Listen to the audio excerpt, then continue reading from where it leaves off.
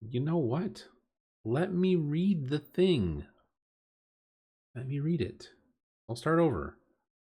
Previously on Tales of Ashion, the Trifold Kingdoms, exhausted and soot-stained, you gathered with Elder Edda at the Greyhaven Longhouse to recount the previous night's events with her, while also seeking your own respite. Alas, your moment of rest was not to be, as Brother Orland's arrived with grave news. The folk of Greystone Hollow, distraught and afraid of the dead, would not remain at peace, planned to bury the newly dead wherever they could, not within the Ashen Halls as is tradition. Seeing the problem with this, Elder Edda asked that all of you partake in helping Brother Orlin to sanctify the Ashen Halls once more and also alleviate the fears of villagers. Their loved ones would find peace in death and haunt them no more, if only the people would remember the ancient rites and stand together. Reluctantly, despite your own exhaustion, you agreed to help. Thankfully, Brother Orlin provided a list of materials that would be needed: beeswax candles, holy water from the spring of the verdant mother, verdant soil, incense of memory, and binding cloth. Each item could be found within the village amongst its people, which also provided a means for you to speak with and calm the villagers. Setting yourselves to work, you quickly put the people's minds at ease and encouraged them to bring their dead to the Ashen Halls, ready to be buried within once the ritual was complete. Despite the night's horrors, the villagers agreed, providing the items you needed. Only one real challenge faced you, and that was that a group of villagers who planned to bury their dead in a field where you needed to gather the soil from. Thankfully, a certain kinku of yours was able to steal all of the spades from the villagers, leaving them with no choice but to agree. With your materials collected, your hearts heavy, and the weight of the ritual upon your shoulders, Brother Orlin brought you to the Ashen Halls. Whatever had transpired in the night had worked to desecrate the sacred location, tossing aside or destroying all that remained of this once holy place. With a heavy sigh, Brother Orlin set each of you to work in cleaning the entrance and the altar space where the last rites were to be performed. When all was set and done and ready, with the villagers gathered just outside the mound, Brother Orlin began the ritual. Aiding him and lending him your strength, you pushed back the remains of the darkness, sanctifying the Ashen Halls once more and restoring peace to the dead and ensuring those that rested here within would not fall prey to Myral's machinations again. It's now been 2 days since Myrith's attack. Everyone in the village is somber yet focused. They'll rebuild and support those that lost their homes or livelihoods. The stores of food, even those canned years before, have taken on a rancid smell, despite still being edible. And the evenings are tense, with dwindling supplies of ale and spirits, bringing talks of how people will survive through the coming winter. While it is still spring, many doubt the harvest will provide enough. While not a problem for you currently, you all know that despite your best efforts, not everyone and everything could have been saved. And you find yourselves sitting in the common room at the moment of the Wary Heart Inn. It's early morning, we'll say about 9 o'clock in the morning. You are still a little tired, a little sore from the events a couple days ago, but you are rested. Is there anything you guys would like to talk about, discuss, or anything like that? Now is your chance.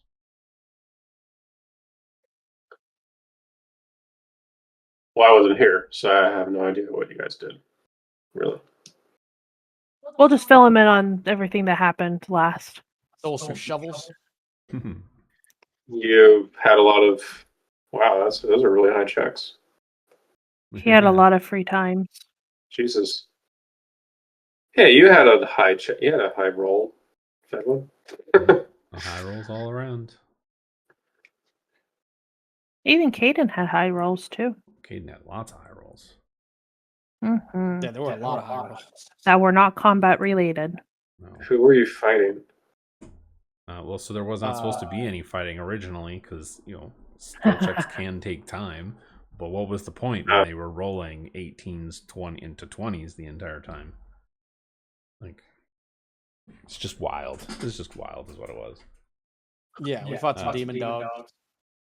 Yeah, so I threw in some combat at the end to extend the session because it was short. But yeah, so you fill in Demetrius with what's going on. What has happened? Demetrius, you would have heard the stories. Like you, I would say that you probably went back to the inn immediately, like when the rest of the party went to the Greystone longhouse. So that's why you weren't present.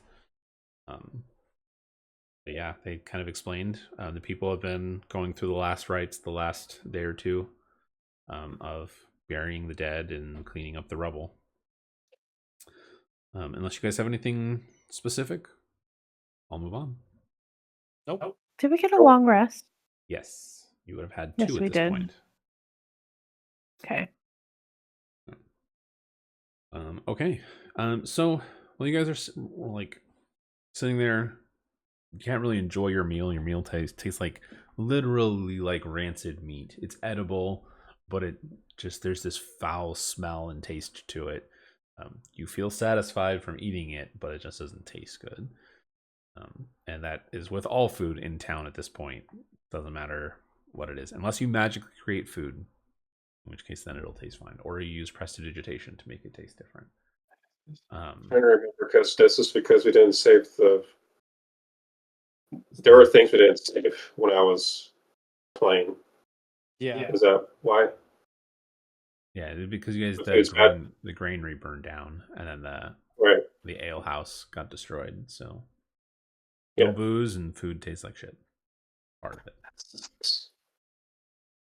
So you guys are kind of grumbling about your food when you see the door to the inn open up, and oh my gosh, I'm thinking of this guy's description, and I don't have the description pulled up. Half a second. Let me give you what he actually looks like. You see this grizzled beard dwarf with streaked silver hair and keen weathered eyes that reflect his age. He has coppery hair that's faded with time. He's well built. You've never seen him before, but you've never met him before, but you've seen him around town occasionally. He has a limp that seems to be from some kind of injury from his youth. He's an older dwarf, past his middle years. You're not really sure the specifics how old, but his eyes kind of scan the common room and then lock on you. And then he just nods in your direction and starts walking towards you. As he does, you see Helarath, the runekeeper that you had met before, so the dwarf up in the mountains, is trailing behind him. But the dwarf walks up and he goes, "Morning, I'm Felix. Is there someplace we can talk?" There's lots of places we could talk. Talk right here, over there. Is there someplace we can talk in private? Oh, specifics. Yes. Echo. We have a room upstairs. You guys are echoing again. Echo. Yeah. Yeah. The same room. That checks. So there is a private like dining room of sorts in this place. If you wanted to go use that, you certainly can, or you can go up to your room. Either one is fine. Yeah, private dining room, that works. Okay. So you guys motion over to the innkeeper and say you're going to use that. She just kind of doesn't even really look up. She just kind of nods. You see Tess, the little 13-year-old redhead, off to the side. She's just kind of like stun-faced, almost that like shock, like shell shock look on her face still. She's just kind of staring off into the distance, just sitting on one of the stools with her like one of her legs dangling. Seems totally just again shell shocked. The innkeeper nods and you go, okay. You enter into the small. It's a small. Well, I should say it's a private dining room. It's got maybe an 8-foot long table, 4 chairs on either side, so it can fit 8 people. It's got a hearth on the far end, and there are a variety of different like wood carvings up and around the building, or around on the walls. Various things that look like they've been hand carved and whittled. There's birds and other like reliefs of animals and trees all over. But as the door closes, Helrath closes it behind him. And he just kind of stands there, folds his arms, and blocks the doorway. Felix wrings his hands together and goes, well, it's nice to meet you all. I'm Felix. Felix Ironmantle. I have a shop here in town, but it's not really why I have asked you to speak. He kind of looks down at the ground and seems almost nervous in a sense, but also almost scared.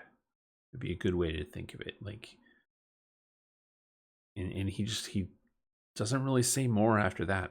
Like, Helrath just kind of nudges him, and he just looks back and says nothing more.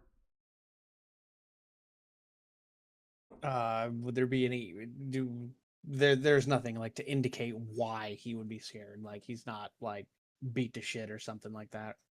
No, there's no singes on his clothing or anything. Like, you've seen his shop before. It's called Ironmantle Repairs. You've been in town long enough, about a week here, that you've learned that he's like the handyman of town. People bring him their random trinkets or odds and ends to be fixed that others might deem unrepairable, and he just manages to fix them. But he's lived in town for a long time. Is he? So not a blacksmith? He's not a blacksmith, no. So what's the difference? Because he fixes... So, or a He blacksmith fixes will things. The will blacksmith craft... has no hands. Well, Yeah. there is another blacksmith in town, but the blacksmith will craft and repair things of metal.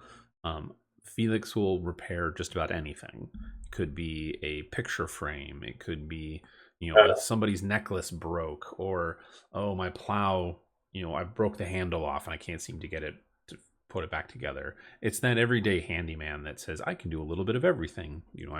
I can fix anything.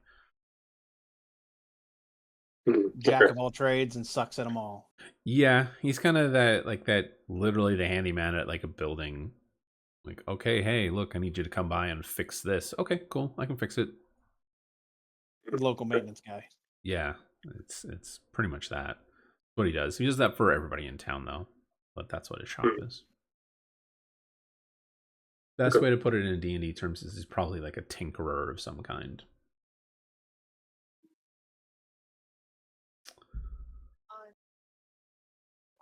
Okay. Well, do you guys want to say or ask him anything else? Otherwise, he just kind of just standing there. He just seems nervous, awkward. Well, I mean, something obviously has you scared, or worried, or concerned.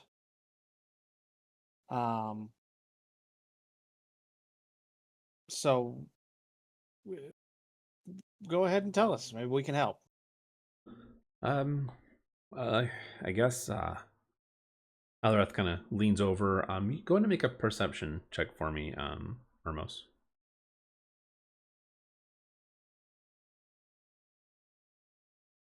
18. Okay, that's high enough. You hear Helrath kind of lean forward and say, Felix, they can help. You should let them know.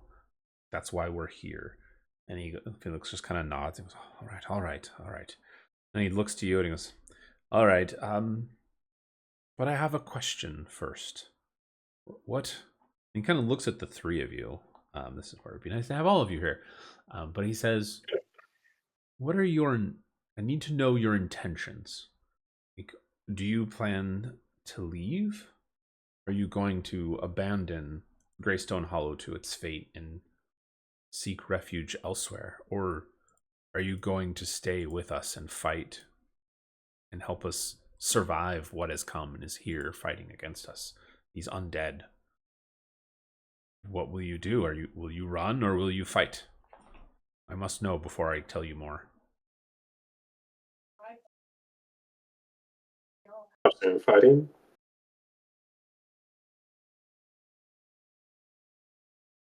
Is that pretty much the same consensus from all three of you? Stay and fight. Yeah, Deal with it. yeah. I mean, I like to do a little both, running, fighting. You know, a little bit of both, hiding. Good at that. So Ermos, you know his question is more of, are you going to pack up and leave the area? Like, fuck this, we're leaving town. We're not dealing with this shit anymore. Or are you going to stay and deal with it? But If we planned on leaving, we would have done so already. yes. I think we plan on sticking around for a while. This seems like it's becoming more home over time. Okay. Well, he rolled an insight to see if he believes you, and there's no reason he doesn't at this point. You're not being deceptive. And so he kind of nods and looks to you and says, oh, very well. I think, takes a deep breath and he goes, I think I know what the matron wants. I think I know what she's looking for and what is going on. But I can tell you my story, but I need your word that you will not tell others what I tell you is important. Not just to my livelihood, but to what others in the village may think as well. Do I have your word? You do. Yes. Yep. You do. Good.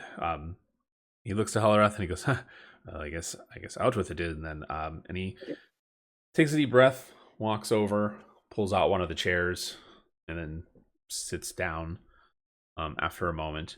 And as he goes to open his mouth, he goes, well, this story started, there's a knock on the door, and he pauses and looks back at the door.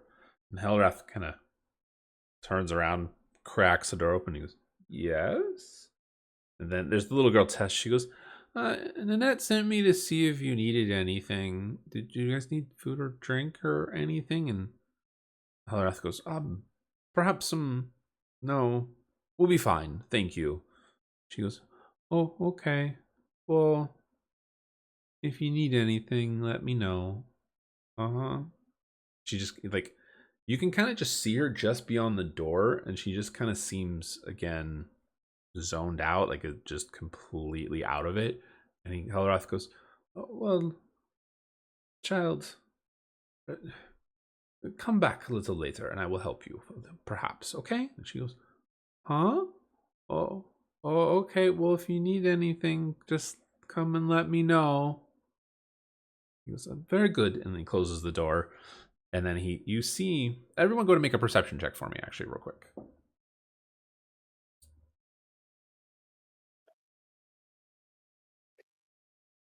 15. 8. All right, so everybody but Demetrius, unfortunately, you don't see this. I'll say that he has his back turned to you, so you can't quite see him. But Sethlina and Ermos, you watch as Hollerath says something under his breath, but then his finger lights up and he carves out a rune, like 2 runes really quickly on the door. They glow a bright green for a moment and then disappear. You're not sure what they said, what the runes meant, but he turns around and he says, we'll remain undisturbed. Continue, Felix, continue. Felix nods and says, very well. I was saying before we were interrupted, this story took place before I came to the Greystone Hollow, before I called this place my home. So it was almost 80 years ago now, maybe a little more. Actually, it was before then. I grew up in the kingdoms before the Centuries War started. I was born long before and grew up with the tensions growing before the war erupted. When the war began, I picked a side. I was a native. Shit, I gotta pull up the country name now. I'm gonna murder the country name if I get it wrong. Daifen. He was from the kingdom of Daifen, is what he says. And he joined the war in his early years, and he was one of a siege commander. He helped build siege engines for the various groups within various military portions of the kingdom of Daifen. Eventually, after 10 years at war, he grew sick of the constant destruction and death, and he wanted to change. He says he ended up leaving the military and traveling for a few years, looking to find a way to build rather than to destroy. He says in that time searching, he came across a woman, a scholar. He never learned her name, but he overheard her talking in a tavern one night about some mystical objects that she had recently learned about. She had found some ancient scrolls that spoke of an object that had the ability to create life and restore objects of power. It was rumored to have been something that was created just before the Benevolent Empire, which had existed thousands of years before across the entire, like most of the continent, which is what the Three Kingdoms split from. They're descendants of that empire from one point or another. He says she had claimed to have found the documents that were written just before the empire fell, before its destruction happened. And she was claimed that this object, whatever it was, could help unify the world. And he brushed it off as being fanciful, didn't really care for it. A few days later, however, while traveling on the road, he found the scholar and her companions murdered. There were signs that the kingdom of, oh gosh, I'm going to get it wrong again, Zalaki had murdered them and had been looking for them. He says whatever they came to find, the bodies were ransacked and rifled through. There was nothing of value. But him and his companions, his traveling companions, searched the area and managed to find the scholar. And she had hidden her notes in the hole of a tree nearby, which they had found. He took those notes and he studied them. After about 10 years, I'm sorry, not 10 years. I'll read my notes. I think it was a whole math thing for making sure the years line up for all this stuff.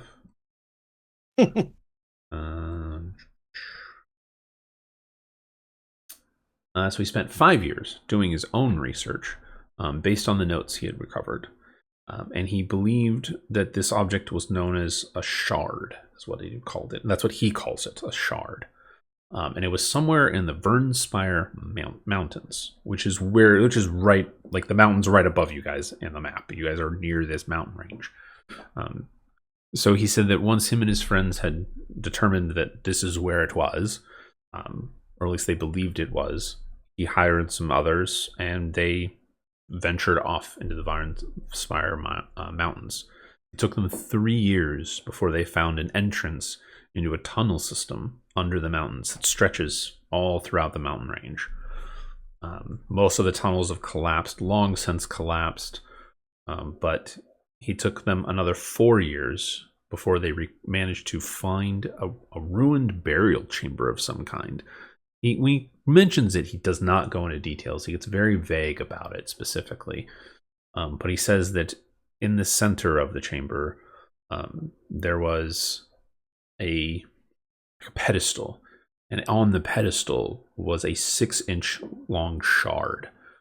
Him and his companions took it, and when they returned to the surface, they found that being near the shard would actually restore life. It would heal them if they were close enough to it. Creatures and objects, they could damage, like kill a plant, and then within a few hours the plant would be alive once more. And so they believed wholeheartedly that this was the artifact that had been found. What was interesting about it is that it is shaped like a tooth, he says. It's about 6 inches long, shaped like a tooth, but not of any creature that him or his companions had ever seen or heard of. His companions believed that it was possibly some kind of dragon tooth. It had many similar characteristics, but there was something warped and changed about it that didn't quite make it seem like a dragon tooth.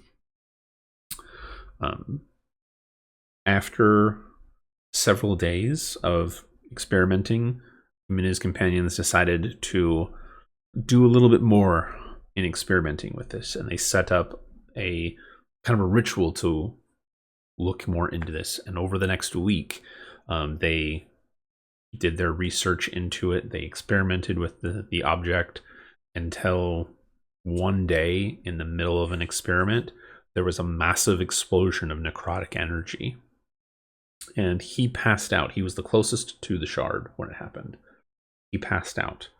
When he came to, all life within a mile and a half, or I'm sorry, half a mile of the shard and him was dead, just completely rotted away. And in its place where they had set up the shard was sitting in front of it, was a 50-foot tall pine tree, as if it had grown there, and it had not been there previously. All of his friends were dead. Everyone he knew was gone, had been turned to skeletons and ash.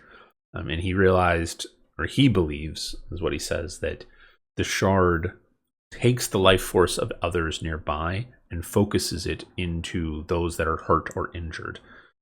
So if you put this, for example, in a village like this, you could siphon off the life energy and funnel it into somebody else or something else, killing thousands of people, or potentially hundreds, or however many are nearby. Terrified of the power, he brought the shard back to where they found it, and he collapsed all the tunnels leading to it. From there, he made his way out of the mountains and back down to Greystone Hollow, which was the closest village. And before he made a home here, he had a journal with all of his notes, including the details taken from the scribe or the scholar. Detailed all of the rituals, everything they had completed and researched, and all the notes.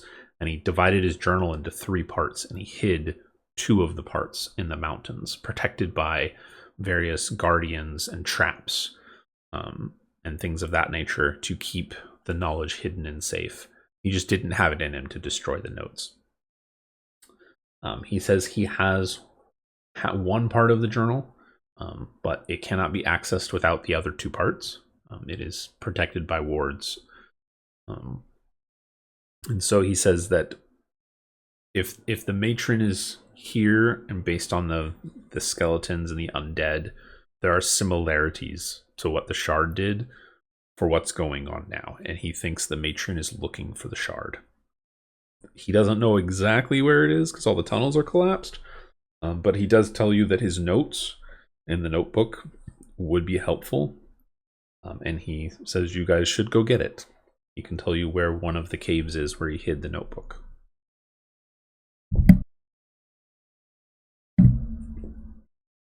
Yeah, I guess we should go get it. I guess we should. Yes. I mean, do you have any other questions? I mean, he talked for like an hour telling a story. So if you guys have questions, you can interrupt and ask clarifying questions or anything like that.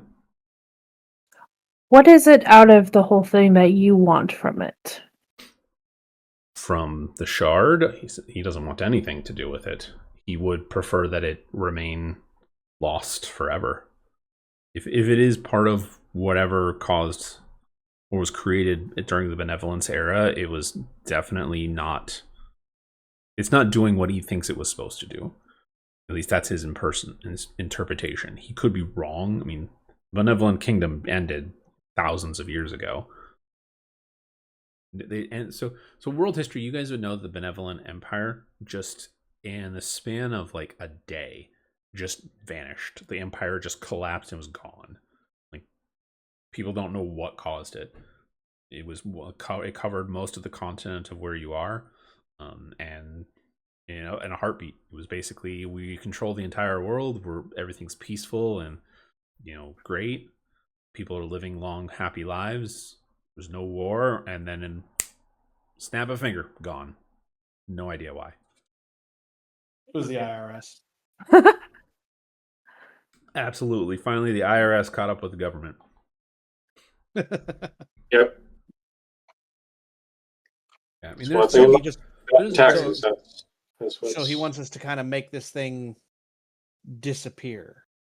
well, he wants to make sure that the matron doesn't get it if that's what she's going for. He thinks that's what she is going for. Okay, got it. So Which we want to make sure that they're not getting their hands on it. yeah, Ermos, go ahead and make an intelligence check, just a straight intelligence roll for me here. 6. Oof. You know what? I'm gonna be Hey. nice. I'll give you advantage. Roll again. 10. 10. Okay. Not a whole lot better, but better. I'm a bird. I'm not a smart bird. I mean, it's fine. You have a mimicry, so I'll give you some details on it. He's smart when he's stealing stuff. Yeah, that's when he is. So there are some things like you can ask pointed questions to Felix, and like based on what he describes the shard looking like, how they handled it, and going off of what you saw of Torvin's notes and what the notes that the matron took that he was making, it's possible that, and maybe she was making some kind of housing for it. That could be a problem. Could be. Yeah, so we should go find this thing. Be a do good you need to be idea. aware of anything in those caves or collapsed caves? So that he says that he doesn't know where he's since the matron arrived 2 nights ago, he went back to where the cave entrance was that he thinks it was, and he couldn't find it. He doesn't know if it's been 80 years almost. Long time for nature to kind of take over after he collapsed everything. But he does say his notebook would have more detailed information. It would have like specific coordinates and say, hey, we were under the stars and we saw this and we saw these locations. He can tell you where the tree is. Like, that's easy enough. And villagers will be able to tell you with that too. They like, if you ask any of the villagers about the tree, they're going to be pretty easy to be like, oh yeah, like 100 years ago, this pine tree grew out of nowhere and it's just been there. It's one of the oldest pine trees and mysteries of the mountains. And the villagers don't know anything about it. It's just like, oh, it's a pine tree. It just came out of nowhere.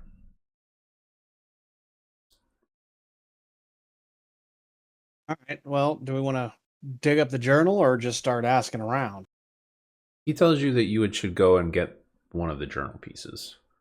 Yeah, 100%. Probably good. And Helarath is there, and Helarath says, or Felix says, there are lots of traps and that I set to protect this place, to protect the part of the journal so people couldn't just randomly find it. It would be difficult to get to. And that is why I've asked Helarath here. Helarath puts 3 pendants on the table instead of 4 or 5, but he puts 3 pendants of looks like a little raven pendant. And he says, I've enchanted these to help ward off some of the damage, the most deadly of which that could hurt you, based on what Felix has told me of the place. These will only last so long. I cannot do this very often. So he gives you a pendant. It'll basically nullify some of the magic. Can I persuade him to come with us? Which one, Helarath or Felix? Both. Oh, both will say heck no. Felix is not going to go either. Felix is like, do a insight check for me, Sathlina. 17. Yeah, Felix is like 300 years old, and dwarves live to be like 450, so he's in his later years. Oh, For a that kind dwarf. of later years. So they're pretty stacked, right? They Yeah, have a lot of. They're beefy if they're had that experience. Right. Not that kind of experience. Felix hasn't been an adventurer in 80 years. Could I convince the other one to come with then? Helarath is, Mm-hmm. no, he will not go. This is from your experience with Helarath, like him leaving his hut, is a rarity. The fact that he's here says that this means that this He's a hobbit. He is a hobbit, but this is a important thing. That's the only reason he's in town. Could we convince him for more like words or more things that can, keep us alive? You can try, but as a DM, I will tell you there is nothing more you can get. Okay, fine. You can certainly try. You can roll, but I can tell you the roll will get you nothing. Yeah, exactly. So, no. Cool. Well, thank you for these pendants. I'm sure they will be very, very helpful. I try. Felix says, well, when he gives you directions to where the first cave is. He tells you it is called the Cave of Woes, is what he calls it, but it is on the, what would that be? Southeastern edge on a ridge of Mount Varengrath, which is about math here. About 12 miles outside of town. In fact, you guys can see Mount Varengrath from town. You can literally, so if you pull up, let me pull up the map. I'll show you guys. The map. That map. I put it in Discord.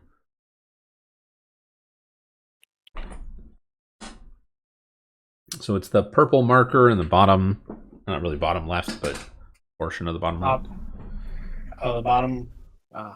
You have Violin. Whoa. And then Mount Varengrath. Which way's north? North is to your left. Okay.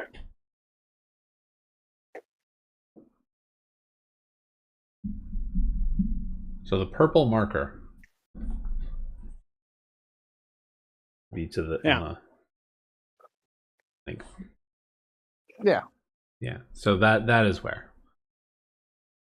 So Mount Varengrath, anyone in the village, Felix will tell you, it's one of the tallest mountains, and that portion of the mountains. The Pale Sisters are the two tallest peaks, individually.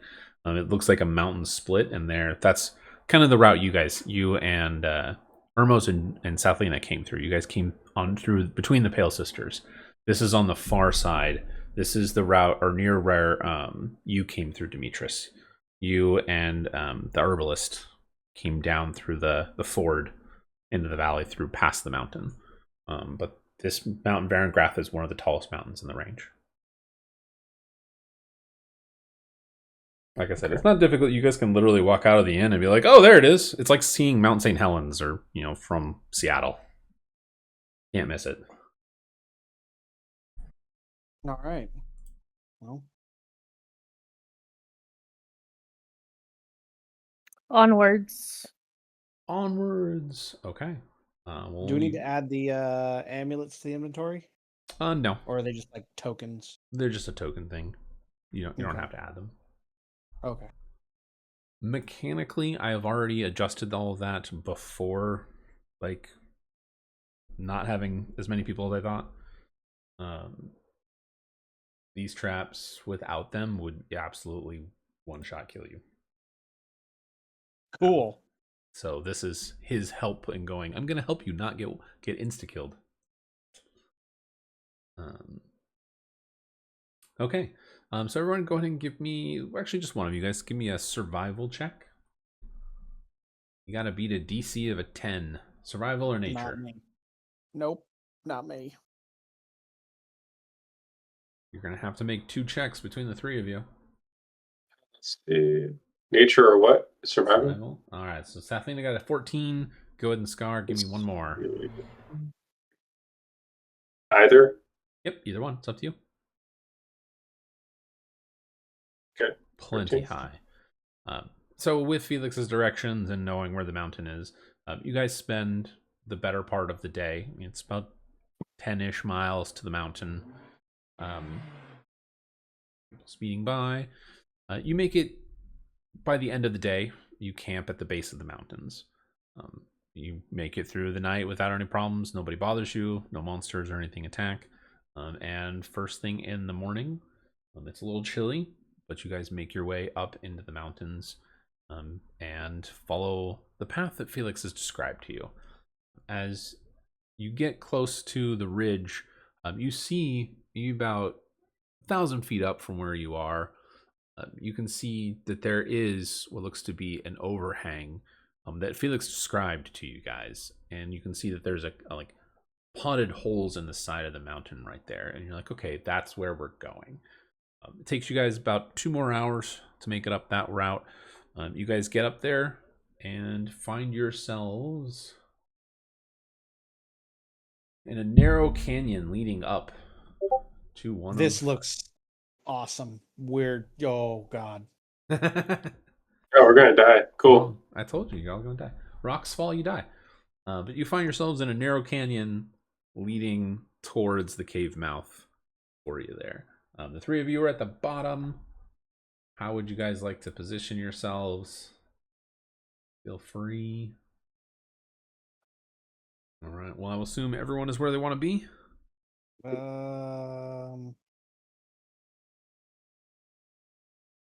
Yes. Okay.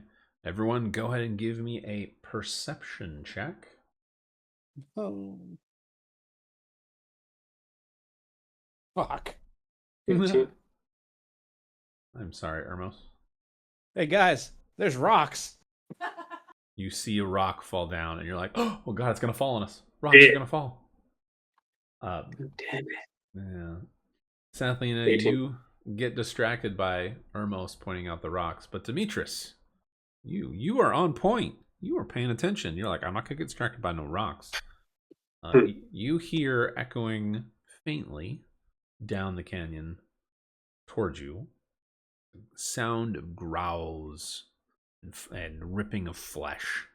Sounds like some wild dogs. No. I just hear them. I don't see where they are. Yep, you hear them at the moment. You cannot see them. You hear them coming from, it's coming from like back this direction somewhere.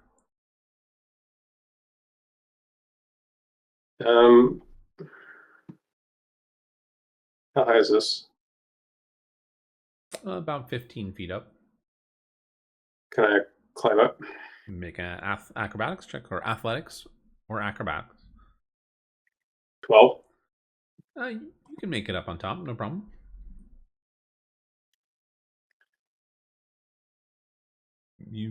Are you trying to see if you can spot them? Yeah. You are unable to see them. You see nothing still. You can hear it.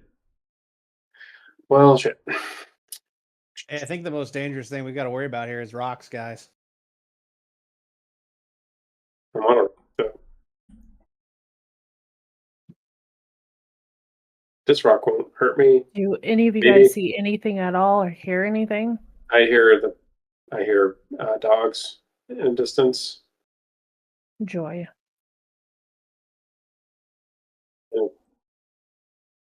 Wow. You hear dogs in the distance? Yeah, well, over here. I think in that direction.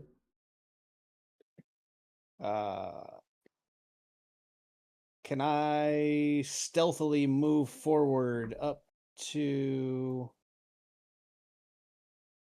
like over here? Make a stealth check for me. Yeah.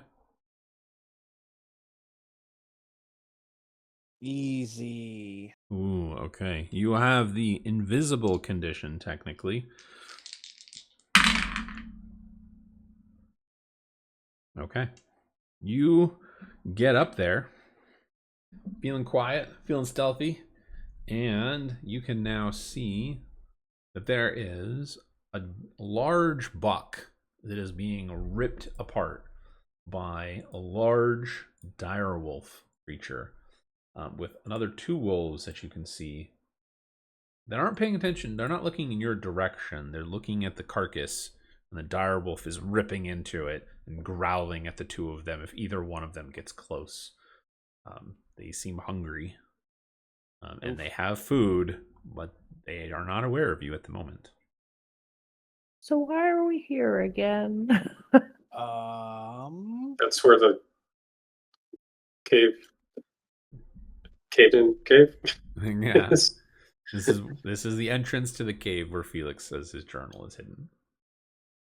It's up there by the wolves. I'm assuming it's not. It's certainly not right here next to us where that It big is black spot. not here next to you. The cave That'd be next to way you too goes easy. down. It's like a 5-foot dugout. That's it. Perfect. I can hide in there. Whoa. Okay. I'm going to stealthily move back over here. Do you want another check? Oh no, you're fine. Okay. And I'm gonna motion for, Sathlina, hey, come over here, Demetrius, get your big ass down off the rock. No. I'm gonna jump. Do I need to do another acrobatics? I'm gonna whisper because No, I'll say you'll be fine. I'm gonna whisper because I know our voices are gonna carry in the canyon. There are 3 wolves. One of them is big, like big. They are currently occupied eating what's left of a deer. Currently have the drop on them if we wanted, that's the way we gotta go. So just giving you a heads up, that's what's out there. Okay. We're gonna have to fight them if we want to get into that cave. 100%. See, this would have been good where if you had him here, because he's a druid. And all that jazz. Well, what am I going to do? I know. I'm just saying. He's also a turtle. Nice chew toy. But yeah, you guys are about 90 feet away, just measurement wise. You guys know, but you're welcome to do what you like. Okay. I'm gonna go get in position back over here by this rock. I say we try and get the drop on him. We might be able to drop 1, maybe 2 before they physically get to us. But it's worth a try, right? How difficult is the terrain around them? Is it like a sheer drop? No, so you guys are in a canyon. So the ground you're on is fairly flat. It's just normal terrain. It's not going to cause you any difficulty. But it is sheer cliffs going up. That'd be extremely hard to climb. Very. Yeah. Yeah. I think maybe the bird could be bait. Bird is not bait. I mean, you look like you could be a little tasty morsel, while me and Demetrius could hide on the rocks and shoot them as they come down. Hey, I'm invisible, remember? Let's I'm throw my good. daggers. Let's see. Okay, I'm gonna try to stealthily get over here. Okay, if you're going to try and be stealthy, give me a stealth check.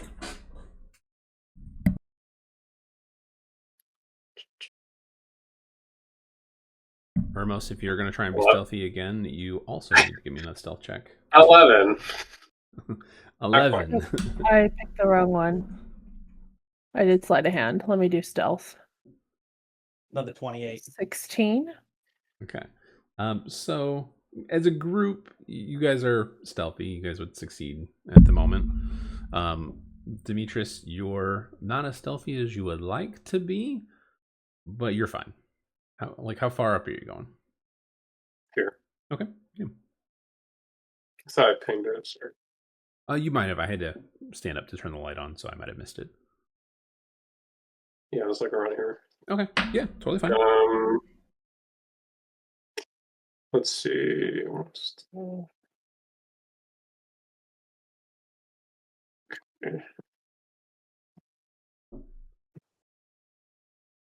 I want to be there. To remind me, I have 2 range stats, like spear. If I throw a spear, I have 20 feet / 60 feet. Mm-hmm. Is 60 feet throwing distance? So 20 feet, so you can throw it within 20 feet, and it's just a straight roll. Anything beyond 20 feet up to that 60 foot is disadvantage. Anything beyond 60 feet you can't hit. Okay. Well, one of you is going to have to do a drop because I'm not a long range person. So, Sapina, if you're going to climb up there, I need you to make me an athletics check. You will have disadvantage because you're trying to be stealthy. Okay. Does 10 work? Well, you have disadvantage because you're trying to be stealthy. Oh. So roll one more time. Yep. I'll make a lower at a time. Oh, God. You are not Stealthy. You are not able to climb up, and you are lucky as hell. They don't seem to notice as you are scraping up on the edge of this rock, creating a bunch of noise.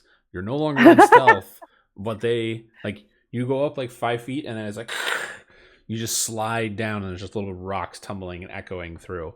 And I'm just staring at them like, oh no. Yeah, you're literally you're staring at them, and they're so focused on the meat and They're growling hungry. at each other, they don't see you. Yeah, they probably super rumbly. They rolled a 7 and a 5 to pay attention. Not high enough. Wow. All right. Well, I'm gonna prep my shot on the first wolf right there. Then. Okay.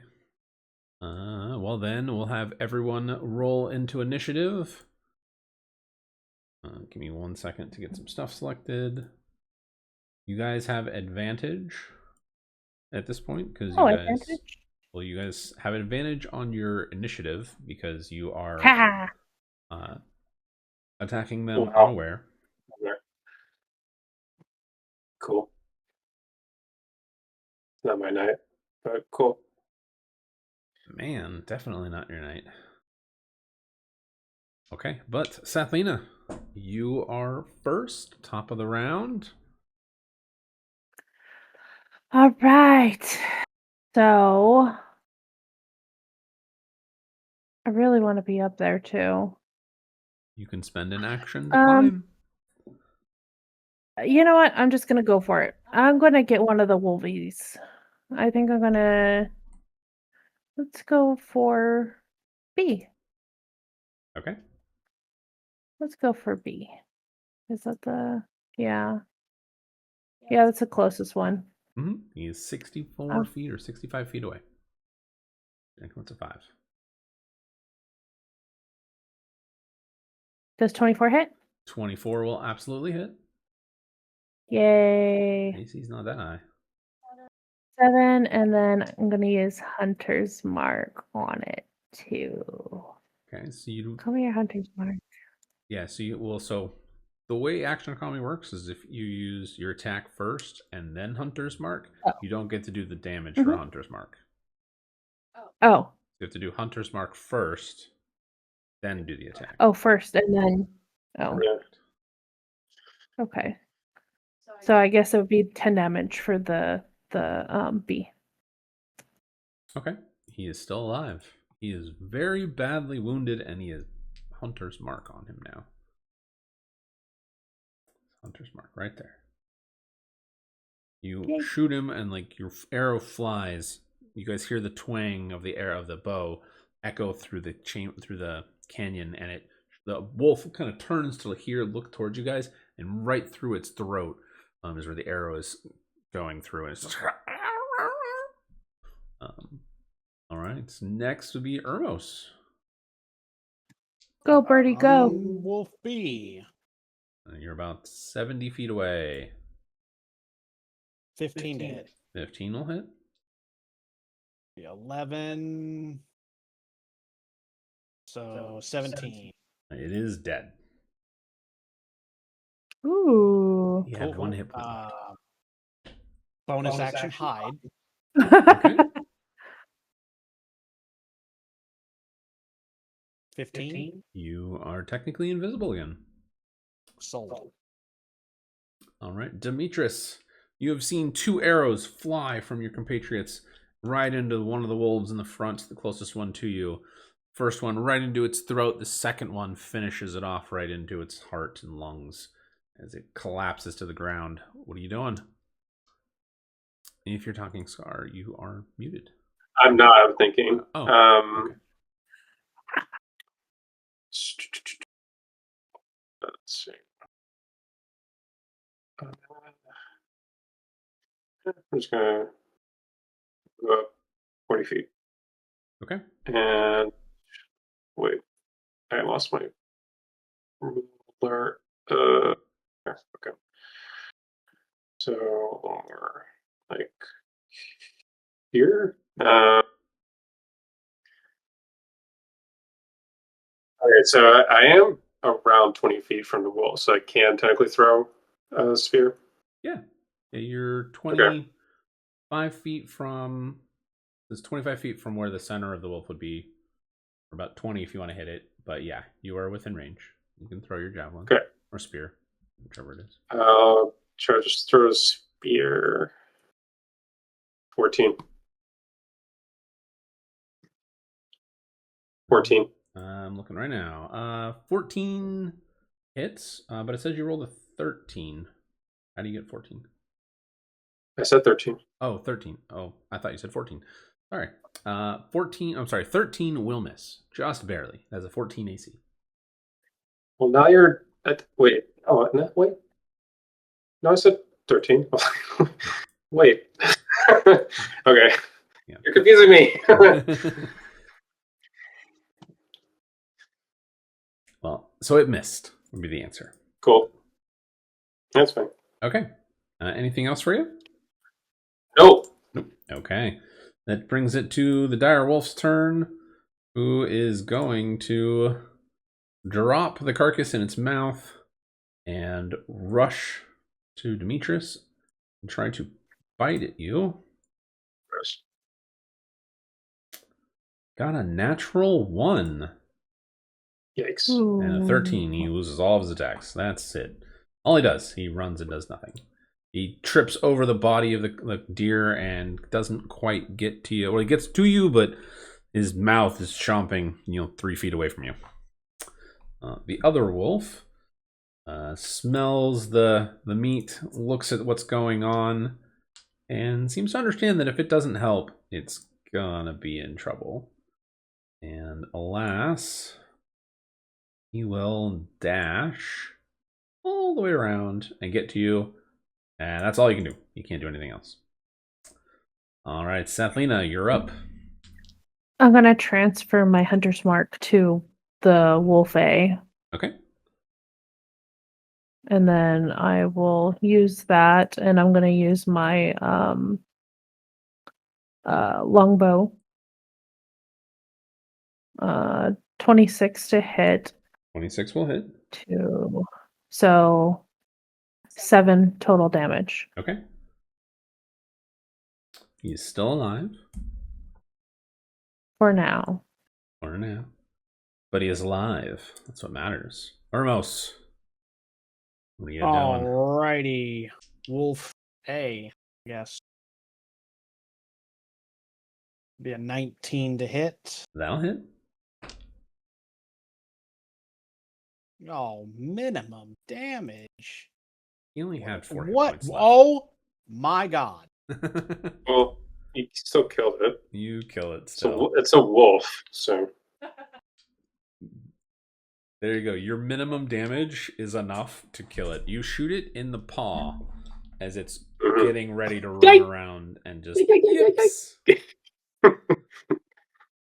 I couldn't do that again if I want. That was 3d6. They all came up 1.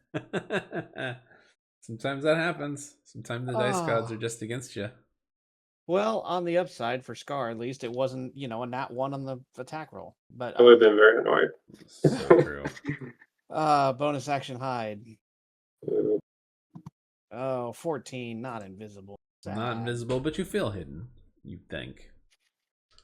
All right, Demetrius, you're up. This wolf, this giant, bear-sized wolf has come charging and chomping at you. It has regained its balance and is ready to pounce. Did it fall over in that one? No. What happened? No, so it rolled a 1 to hit you and then rolled a 13. So it narratively it trips a little bit, but it manages to gain its footing as it gets to you. It's just thematically. Gotcha. I use Maul Blade on it. Yeah. That has a 22. Absolutely hits. 12. Oof. He is bloodied.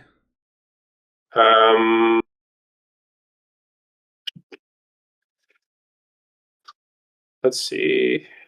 I'll just do an arm strike. Try. Nah, that's a 12. Alas, that Well. misses.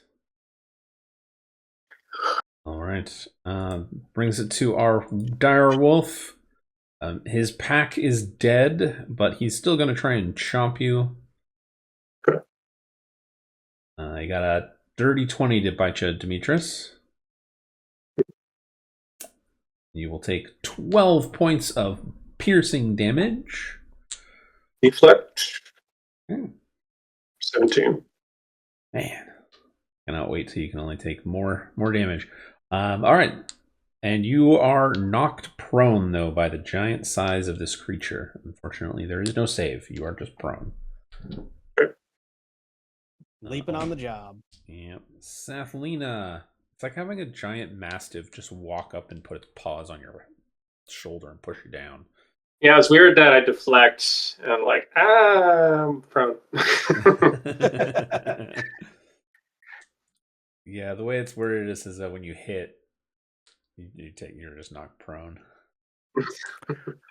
Oh no, 12 doesn't hit, does it? It does not, alas. No. Because I wanted to transfer over my hunter's mark to it anyways. So you can transfer your hunter's mark no matter what. It just doesn't do anything. So Yeah. hunter's mark only does damage when you hit something. Yep. So, Well, it's transferred over. Okay. It's the least I can do. Yep. All right, transferred over. He is marked. All right, Ermos, you're up. You feel stealthy. You do not have advantage on. Well, let me roll for him to see if he perceives you. He does not. I'll give you advantage if you want it. He's focused on Demetrius. That's a miss.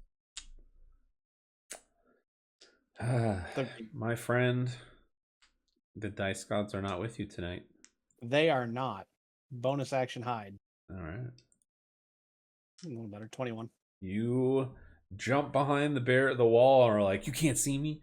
It's like Kronk when he does his own theme music and all the arrows pointing down at him, but they're not pointing at you.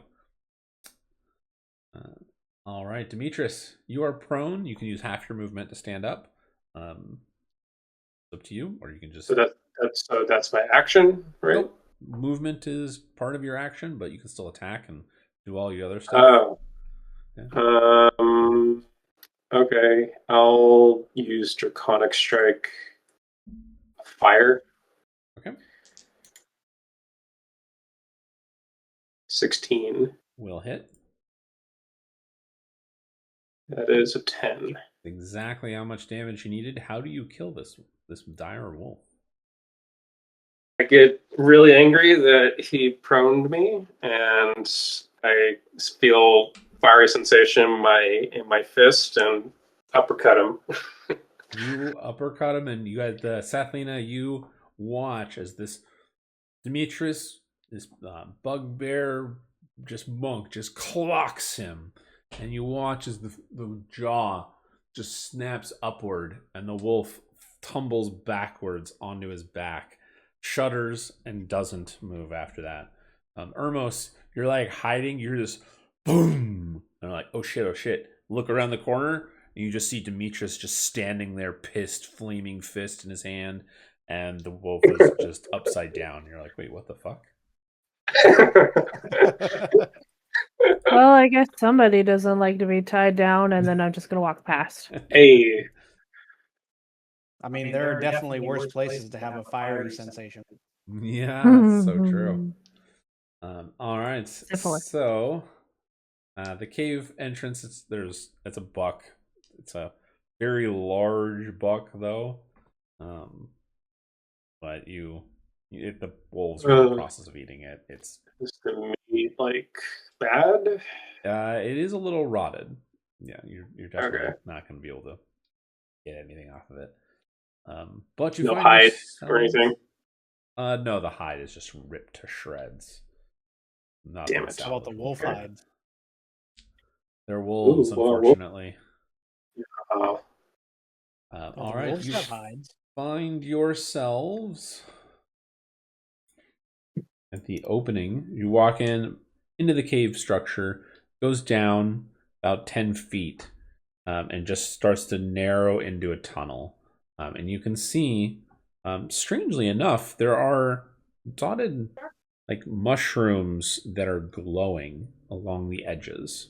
I'm giving a little bit of dim light for you there, but that is what you can see at the moment. What if we have like amazing sight in the dark? I can see 120 feet. Well, then that's still what you see at the moment, because you Dang haven't it. moved anywhere else. Do they remind me of the mushrooms that tried to kill me last time? No, they don't, and you're echoing again. We really got to fix that for you too. so Oh my That's- god! I'm That's supposed to be birds. seeing. I'm supposed to be seeing a blank screen. Is that what's happening? Zoom out. I had the same problem. Oh, there it is. The map is Yeah, really big, or really it's high on your resolution, end. so it zooms in pretty far. Got it.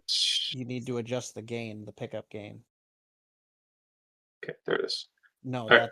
that's your output volumes. I need to use the restroom, bathroom. I'll be right back. Okay, yeah. There you go. Yeah, you're at 100% pickup gain. Dial it up. Not that far. All right, how about this? We'll take a 2-minute break. No 2-minute break. Yes, everybody take a bathroom break. Is this better? You're not my mom. That's not better. I'm not hearing an echo. Yeah, Really? no, she was adjusting her. I'm hearing it output now. volume. So turn your gain back up. Okay. Your pickup. Scroll down. There you go. Is this better? Well, the more you turn it up, the louder you're gonna have. I to had read it down down. all the way. No, I know you had it down all the way. That Okay. means it's gonna pick up everything in the room. Oh, well, okay. Is this better? You have to close it out for anyone to be able to hear you. Okay. Do you still have an echo? Yep. Okay. Nope. So- It's still an echo on my end. Turn it up more. Is that better? Okay. Can you? We can still hear it. No, your mic gain is just too sensitive. Okay, let me go to here. So out of curiosity, while we're waiting, do you have like any kind of like back filters or anything that block the back of your microphone? Like what kind of microphone do you have? Is probably a better question. I have the same as I'm gonna go get a drink. Dustin's, basically. I Well- don't. Okay. Well, I look, guess I here, can let me take a picture of my microphone so I can show you what mine looks like in my setup. It may not help with the fan, Dustin, that's on right now. I guess I could share my screen. Well, sharing the screen is not going to show me your microphone. Yeah, no, if I share it, wouldn't it? No, we'd see what's on your screen, but we wouldn't see like a camera. No, I know, on my screen to show the settings of the camera. Or the camera, the video, or the sound. Good God. Well, I mean, I think at this point it's going to depend on like how your microphone is set up. Yeah. So I just sent you a picture of JJ directly to you for my microphone. So I have two things set up. So I have this back filter. It's got like styrofoam and a back panel that helps absorb sound, and then there's also the screen in front of it. And so the way my microphone is set up, so some microphones, the microphone will be at the very tippy I don't top. have it. Some of them will be at the side of the microphone, like where the microphone actually is. So it also depends on how your microphone is set up. Because if your microphone, let's say, is the pickup part is at the very, very tip, the top of the microphone, and your microphone is pointing up or towards Dustin at all, it's going to pick him up easier. But if you I have it facing towards me because it's on my headset, and it's so like it's a right it's in like front of my a mouth. so it's like a headset setup. It's a headset. Oh, I'm looking for the message you sent me. it was just in as a text message.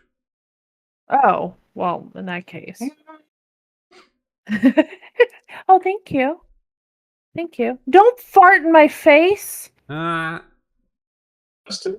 Dick.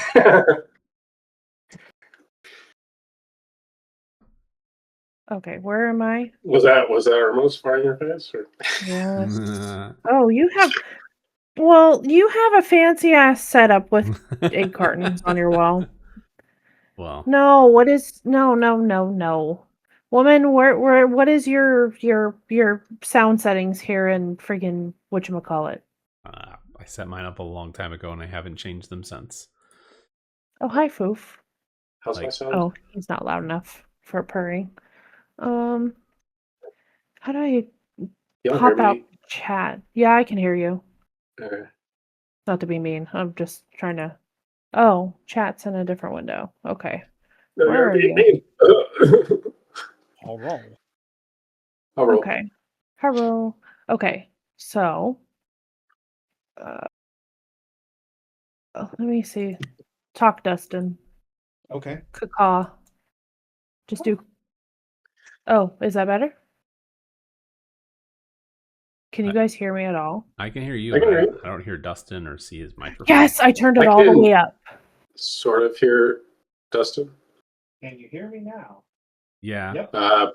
You're like really far away. Good.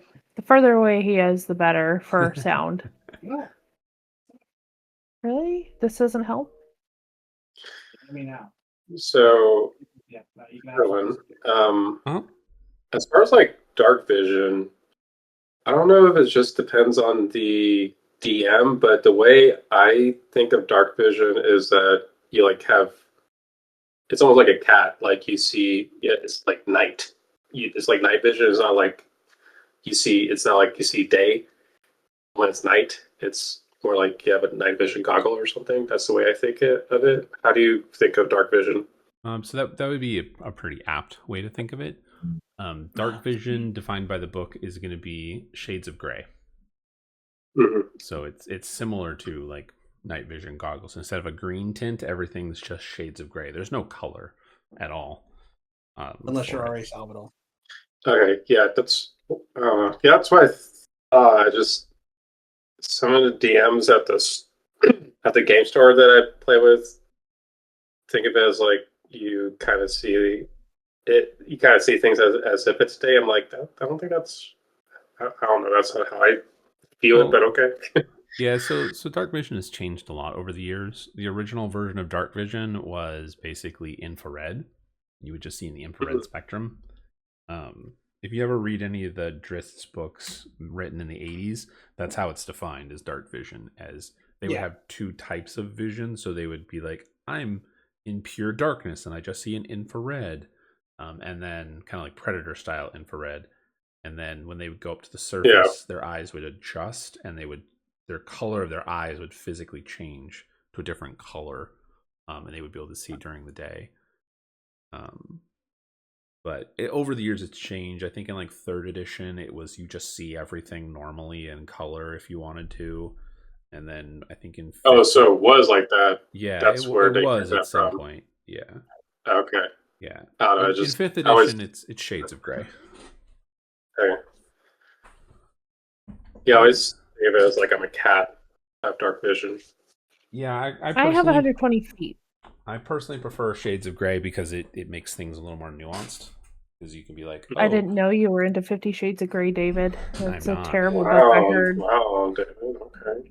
Well, I'm not. I mean, it can't be any worse than Twilight was. At least the books were decent versus the movies, which were absolute garbage. I mean, the books weren't much better. I mean, I'll still watch them. Okay, I did the push to talk instead. Okay, that works. We'll have to get you guys a better mic setup. Professional stuff, maybe. Mine is fine. We had it set up just fine not too long ago. Yeah, I think Discord does some funky shit, and and freaks with out. push to talk, it's weird. It sounds like it cuts you off pretty quickly.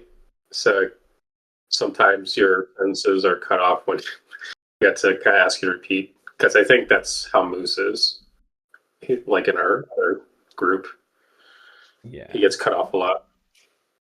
it's Weird. It's really weird. Yeah, we'll figure it all out, JJ, some other time, but it's cool. So yeah, you guys are there. So I know you guys said 120. At the moment, that's as far as I will let you see. You guys, it is like the cave goes down a bit. It's continuing downward into the mountain for it. It is eerily quiet. There's no like rushing water or anything like that. The air is a little damp and it's cooler. You're up in the mountains, so it's several degrees cooler than it was down in Greystone Hollow. But at the moment, it's just a small opening, and it narrows to a 5-foot wide opening that seems to open up into a larger section. Are you guys going to continue to move forward? Yes, I'm I'm going going to sneakily scout ahead. Okay, go ahead and roll a stealth check for me. 15. Okay, and you're looking around trying to find all kinds of things, all the things. All the things. Okay, go ahead and give me a perception check. Oh God, why? Why would you do that? Why? You see. Why? Why would you do that? It rolled off the 13. Love it. All right, I see nothing. You're walking, so you can see this direction. So you see to the wall. You see to that, but you don't see anything else from where you are. All right, I'm gonna move up a little bit more. Still Trying sneaky, to sneaky. I guess a little bit behind. Oh, okay. Okay. So Zathlina and Oh, God. Urmos, don't move any further. Demetrius, where are you putting yourself? Where are you going? Oh God, there comes initiative. Well, I'm just like kind of like pacing a little behind them. I'm gonna try to be sneaky Okay. behind them. Go ahead and roll a stealth check. God damn it, 16. Okay, you are technically invisible. Okay. So where behind them are you going? Oh my god. No, that's not what. Okay. I'm just like trailing like 10 feet behind them. 10 feet? Okay. Well, so Urmos I'm gonna poke Urmos in the back of the head. Try to make him think there's something behind him. Well, you can't see him at the moment. He's technically, quote unquote, invisible. Unless you can roll a perception check that is above a 15, or you have a passive perception above a 15. Actually, you have a passive perception of 16. You can see Urmos. Guess I'll do a perception just of the area. Sure.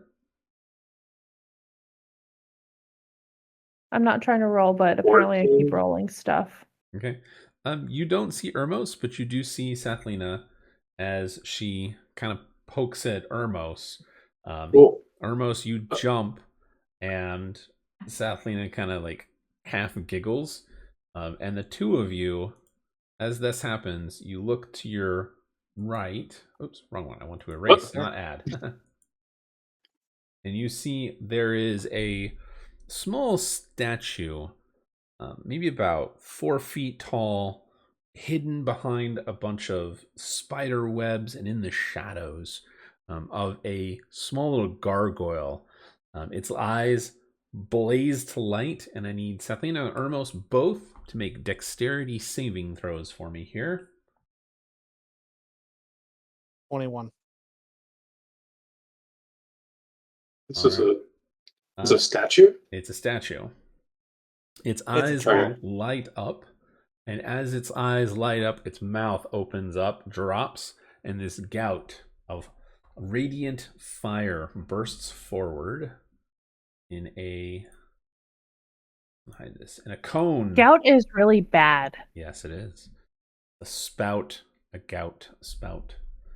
of flame. That sounds gross, David. A gout, really? Yeah, sorry. You're in a someplace. That's gross. And Ew. all right. So on a success, you take 6 points of damage. On a fail, you take 12. Sathlina, you absolutely failed. Sorry. 100%. What does that mean? You take You 12 points of radiant damage. As the Are you statue, sure? I am sure, spits the radiant flame out into your face and then goes back to normal. So I see them get radiated. You absolutely do. For a brief moment, for about 2 seconds, there is this bright, radiant light in front of you that goes out and leaves an after image in your eyes. Huh. Okay.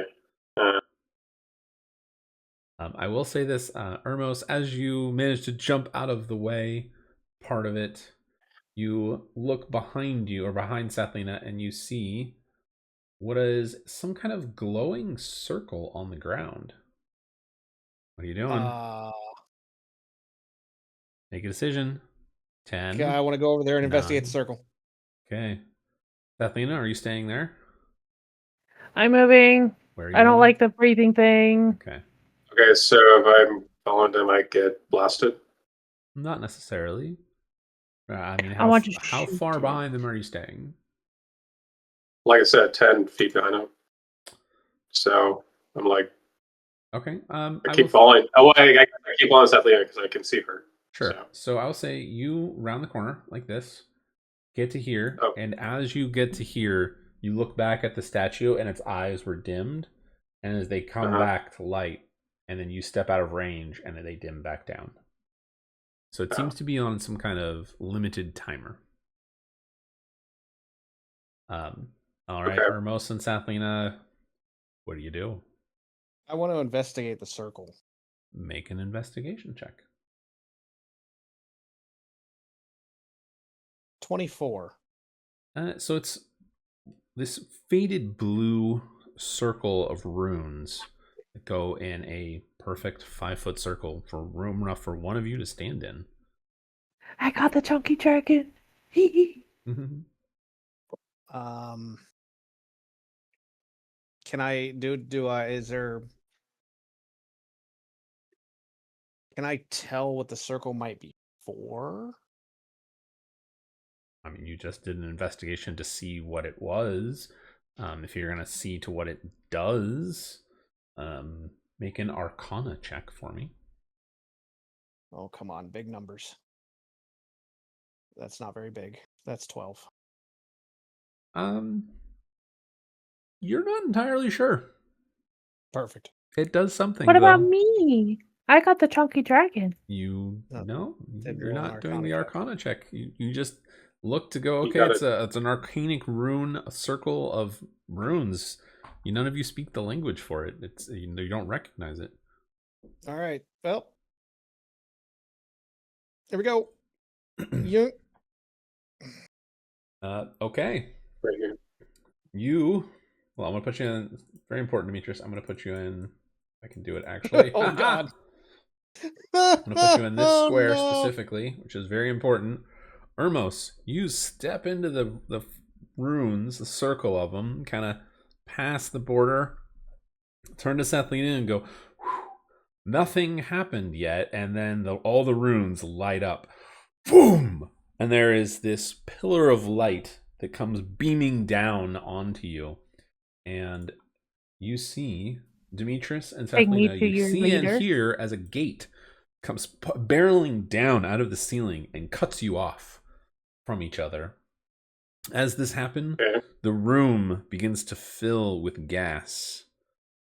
You estimate maybe 3 rounds, about 12 seconds, before you're gonna have to start making saving throws.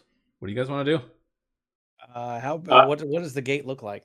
It's just a portcullis. The rusted, just a standard human-sized portcullis. Yep. Okay. Is that steel or metal? Ermos, you cannot leave the circle. You try and you hit a Oh. wall. Rude. Rude. Can I? Can you throw me some tools and see if I can make it for sleight of hand? See them? I can see them, right? Yeah. It's yeah, just so like a. It's just a like an iron portcullis. It's just a bunch of crossbars together. It's just a gate that came down essentially.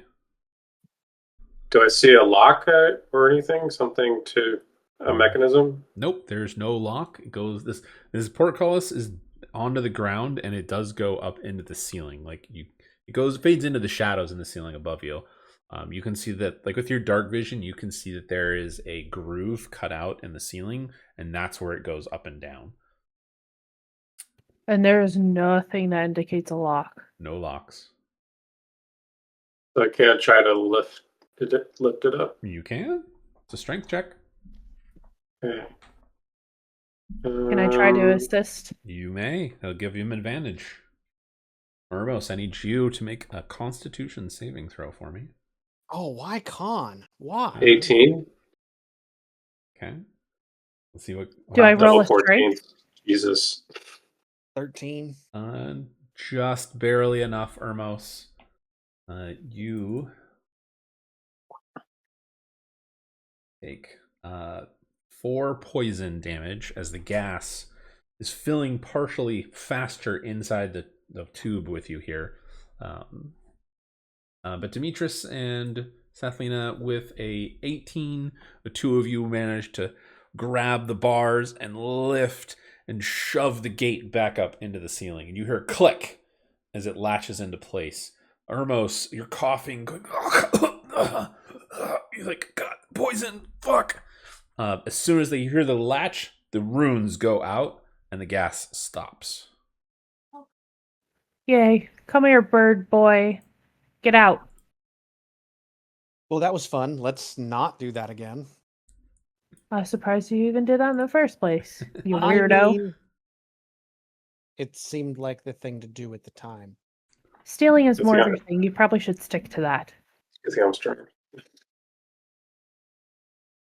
Okay. Well, Click. JJ, make a Christ. dexterity saving throw as the gargoyle lights up and begins to shoot radiant energy at you again. Okay. Wow, that's. I thought it was shorter. what? I thought it was shorter. No, fills the whole space. It's not. So you made your save, so you take 6 points of radiant damage. And as soon as it goes out, it goes, little eyes start to dim and they begin to slowly glow again. What are you guys doing? I'm gonna Gosh.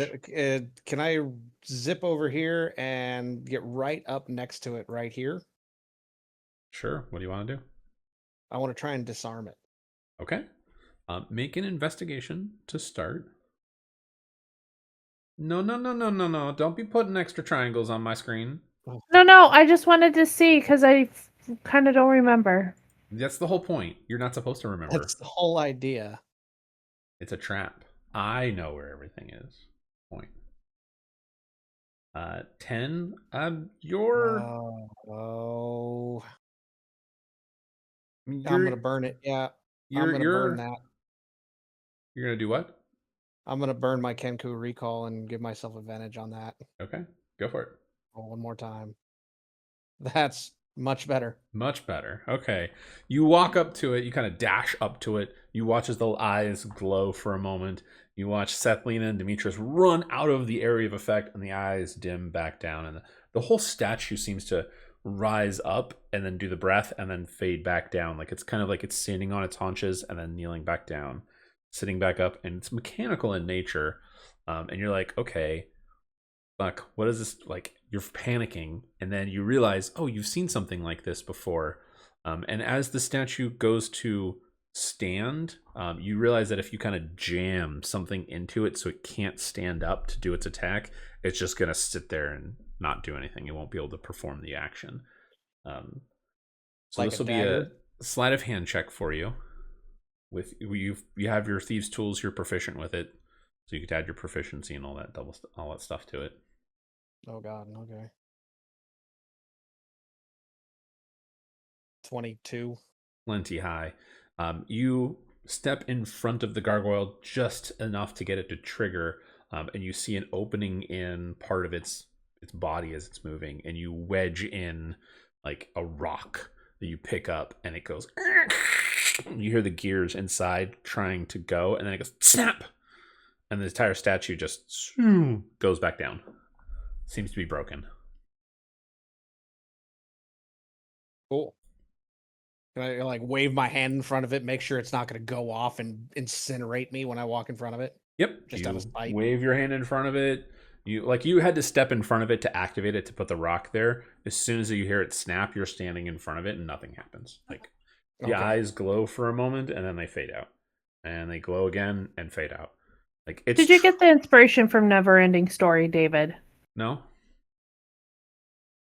Totally didn't even think of that when I came up with this trap.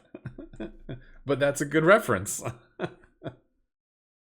right, I'm gonna go sneaky over here. Okay. Stealth check. Go ahead and make a stealth check for me here. So you guys 13. That's not great. I guess we'll do stealth or try it. Following them. Same thing. Okay. 22. As far as you can see from where you are. Okay. Ermos, you feel stealthy, but you're not actually as stealthy as you think. Demetrius, you are chef's kiss, stealthy, invisible, no one can see you. Bullshit.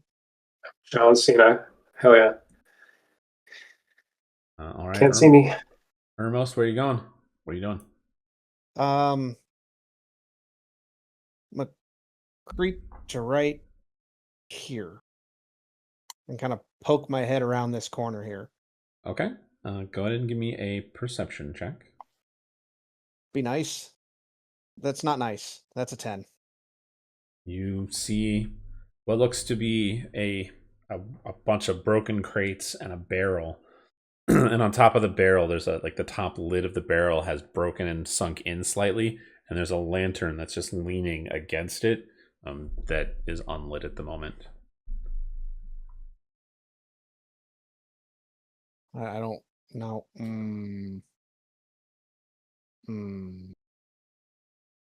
Okay. Well, I don't really see anything, but not shocking. Cross over to here and then move this way. Let You somebody else look. Trying to look hold. down the tunnel? Yeah. Okay. Do you want me to move closer to it, or You would have to move a little bit closer, yes. I can go? That's about as close as I'm halfway in front of it. Okay. As close as you're willing to get is what you're saying. Yeah, at this point, yeah. Okay. So you can see that through the tunnel that narrows, it narrows to be about just wide enough for one of you to go by one at a time. It's about 3 feet wide. So even if you were in combat, you guys wouldn't be able to run past each other. You know that. But it is narrow and you guys can fit through it one by one. Is that blood? You have no idea. Shades of gray. It looks like lichen. I have dark vision, though. Shades of gray. You see everything in shades of gray. Yeah, that's how dark vision works. It's not color. Okay, I'm going to. I'm going to use my Morning Veil pendant and make myself silent. Okay. For 1 minute. You are silent. No sound comes from you whatsoever. But also, you can't hear anything. That's not what it says. Is that what I thought it was that? Oh, no, you can't make any sound whatsoever. I can't make any noise, period. Yeah. Okay, you can hear things, but you can't make any noise. So you can't talk.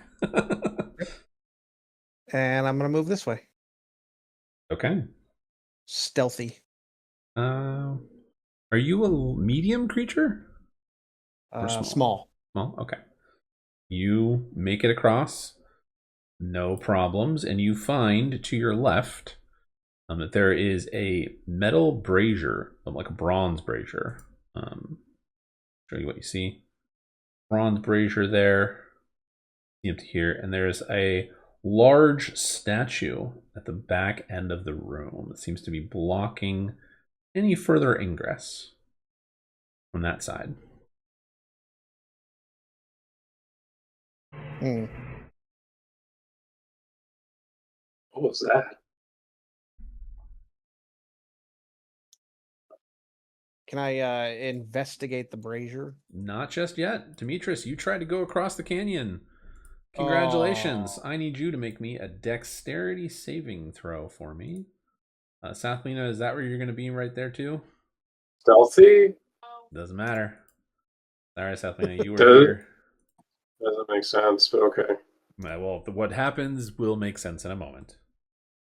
So I need you to make a dexterity saving throw for me. Sathlina, you 16. also need to make it. 16. You both are fine. 17. As the floor from this entire area, like it's like the dwarves when they were going through the mountains and they get caught by the goblins. The floor just buckles underneath you. You, Demetrius, as you feel it start to go, you jump and make it across without any problems. Sathlina, you jump back without any problems. But there is a 30-foot drop down to spikes below that you avoided. Ermos didn't trip it because he's a light creature. He's a small creature. He's not fat. Yes, size small. I wanted to double check that. That's why I asked. Yeah, I wanted to. I was pretty sure. I was like 90% sure I was small, but I double checked, and yes, I'm small. Yeah. So there is a gap of just straight down. So it's 15 feet across. Okay. Can I investigate that brazier? Sure. Just roll my bird eyes at people. 18. Plenty high. You walk up to the brazier and you look in. There's no coals or anything in it. It's actually remarkably clean. It's almost like it's been polished clean for it there. There's like nothing at all inside of it. It's empty. Well, has it been a minute? Yeah, easy enough. Oh. No, I was curious on my pendant use. Oh, It only yeah. lasted for a minute. Yeah, I mean, it would be a minute if you wanted it to be. A minute's not very long. Well, I just wanted to get over here first and check what was around this corner over here Sure. before that wore off. So you get to there, and I'll describe what you see in a moment. Demetrius and Sathlina, what do you two want to do? Sathlina, you are now separated from Demetrius by a 15-foot long gap. There is no handholds or footholds that you can see to grab on. How far down is it? 30 feet 30. with spikes at the bottom. Hell yeah. Does anybody have some rope? Yep. Yes. I am a prepared adventurer. Thank you. I do. Okay, because here's what I'm thinking with the DM's blessing.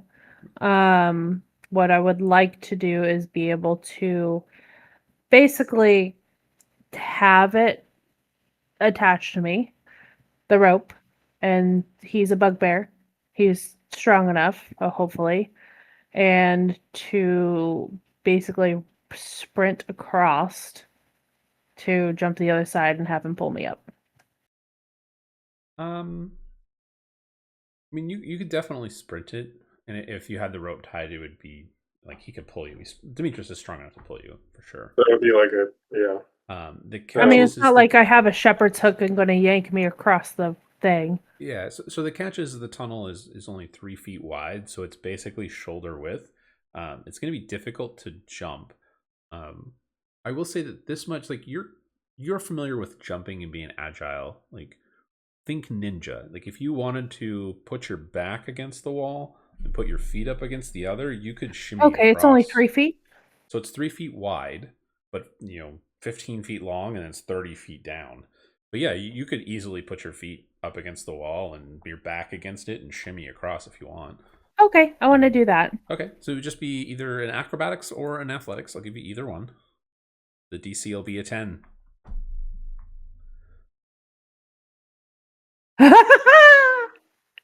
Plenty. Yeah, you're talking about this throwing the rope, and then you're like, this is close enough. I can just ninja shimmy across.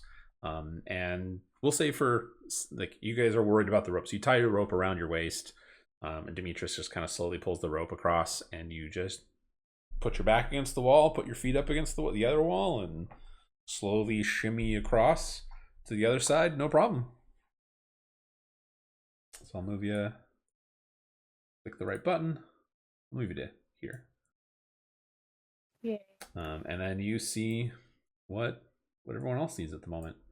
The giant statue blocking the way forward, and a bronze brazier right there next to you. Okay, Ormos, while they're doing that, you wanted to go and explore or see what's around the corner? Yeah, just what was around that corner right there. Okay. Just don't die. You can see that it leads to probably 2 other smaller chambers off to the side. Treasure rooms. I will sneaky this way. Hey, right there. Right there. Okay. You're just looking down the passageways, essentially. Yeah, just kind of peeking. Not peeking. I'm just peeking Kinda around peeking. the corner. Okay. So you see, looks to be to a dead end tunnel. And the other one, you can see what looks to be some broken chairs. And interestingly enough, there's a table with some kind of alchemy stuff. And there's a bubbling flame, like something's cooking or brewing. And there is a table. You can just make out the edge of the table, and there's some glowing circles on top of it.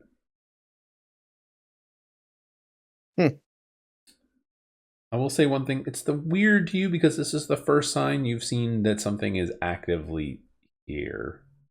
Yeah. I'm gonna creep this way. Okay. Very stealthy like. Make a stealth check for me here. Oh, thank you, God. 21. Okay. You get around the corner, and you can see there's a table with like a wooden effigy of some kind of deer-like creature, and below it is this swirling pattern of green slime on the table. You see on the table next to it, there is a beaker with seems to have some kind of dripping, similar-looking slime into a container. Cool. But I will say, as you see that and get to that point, you're like, "Oh, that's cool," and you hear this click behind you, and you go, "Fuck!" As you're all gonna be in combat in a moment for it, because this is triggering combat. Sure, I got the right stuff selected. I'm invisible. I'm good. As you think you're invisible, as 2 sets of crates, like not really crates, they're more like buckets, probably like maybe like 4 foot wide, like in diameter buckets, hanging from levers up on the ceiling in the darkness that just click and they drop down, and swarms of venomous snakes shatter into the ground and they start hissing about. And we're in combat, so go ahead and roll How big initiative. are you they? two. Who just has buckets of snakes? Indiana Jones. It's not Indiana Jones, but yeah. 24. Oh. 14. 21. Oof, you guys got some high rolls. All right. That was gross. Okay, well, Demetrius, you hear the crash of two buckets right as Sethlina gets across, and you hear the hissing of snakes from somewhere around the corner. What would you like to do? Probably go here. See that swarm some 10 feet away, so I'm going to stab it with the maul blade. Okay. Or try to. 14. Let me see. 14 hits, yeah. Okay. Uh, 12. Ooh, very nice. 12 damage. You slash it through the snakes. And I'll just do an unarmed strike. Okay. 15. You hit. And 10. Okay. It is bloodied. Okay. All right. That's it. Okay. Sethlina, you watch as Demetrius runs past you as you're untying the rope, and you see him stabbing and punching at something around the corner. It's hissing of snakes, but you're not really sure what it is specific at this point. And the statue has done nothing, correct? Nope, done nothing. Oh, thank yet. God. Okay, I'm going to shoot at the venomous snakes after I put my hunter's mark. Okay. Yay. An 18 will hit. 12 damage. 12. It's still alive. How big are said snakes, by the way? They're just It's a regular swarm. sized snakes. It's just a swarm of them. It's like 20 or 30 snakes just writhing around on the ground. Oh, compared to Ermos being little and short. Yeah. So Ermos would be a small Tiny. creature. The snakes would be a medium-sized creature. All right. Anything else, Sethlina? Nope, I think I'm good. All right. Ermos, you're up.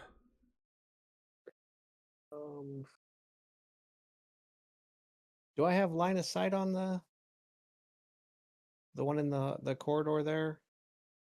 You could see some of it. It would have cover.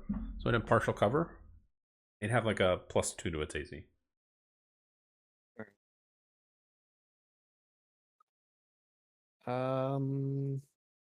Yeah, I'll go for it. Why not? Okay. Do I still have my invisible condition?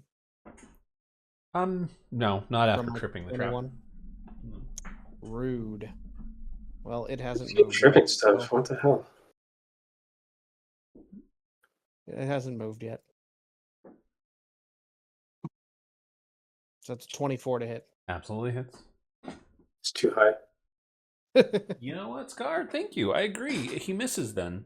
You know, your No! your players For said it's too 17. high. It's not my problem. It's too high. It just kills it. So.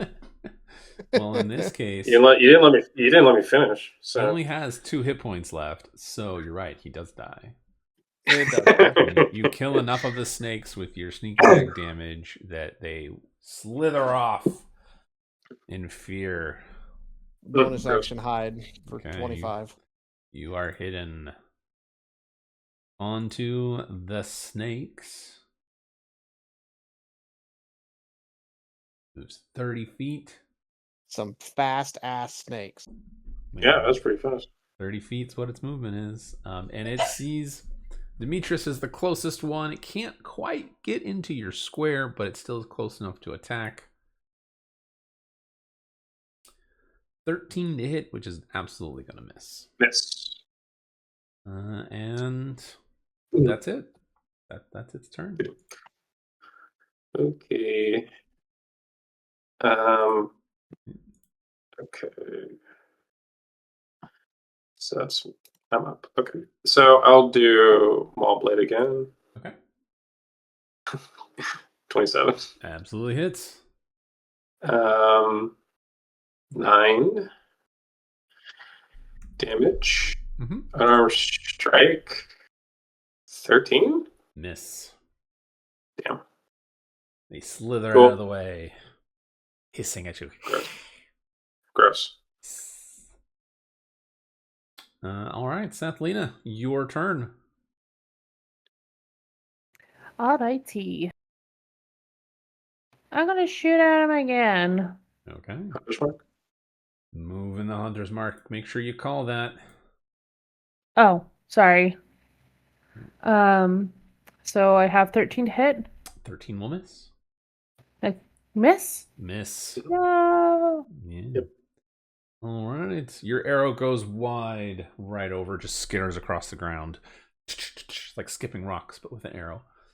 Ermos, it is your turn. If I move, do I have to take the stealth check again to make sure that I'm still Moving would get you out of stealth, yes. out of stealth? Okay. So I'll say that if you're moving to attack, you can still get the advantage. If you're just moving to move, you lose the stealth. No, moving to attack. Okay, you'd be fine then. Yeah, you Okay. get advantage. It's 21 to hit Will hit. or 13. All right, he is bloodied. Bonus action hide. All right. Yikes. Oh. All right. It moves into your square, Demetrius. I want to put it like this so we can click both your Giggity. Gross. And he is going to attack you. Got a 22 to hit. Hits. Okay, 6 piercing damage and 10 poison. The poison you cannot deflect because it is a separate type of damage. I know. To deflect the slashing. So I deflect the slashing and get the poison. Yeah, so you deflect the piercing and take the poison, which is 10 poison damage. Okay. That's its turn. Demetrius, it's in your square. You technically, I will give you advantage to hit it. It's literally right on top of you, all around you. Why is that? I'm not complaining. I'm just like, why does that make it advantage? I mean, if you don't want advantage, you don't have to. I'm not complaining. I'm wondering It's a DM what the privilege rules at this are point for it. Oh, okay. Okay. Well, I'll Maw Blade.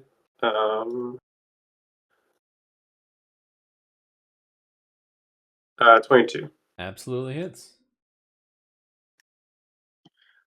11. It's still alive, barely. Is my unarmored is my bonus action or is this my action that's advantage? All of your attacks would be advantage. So flurry of blows. Where's the? There it is.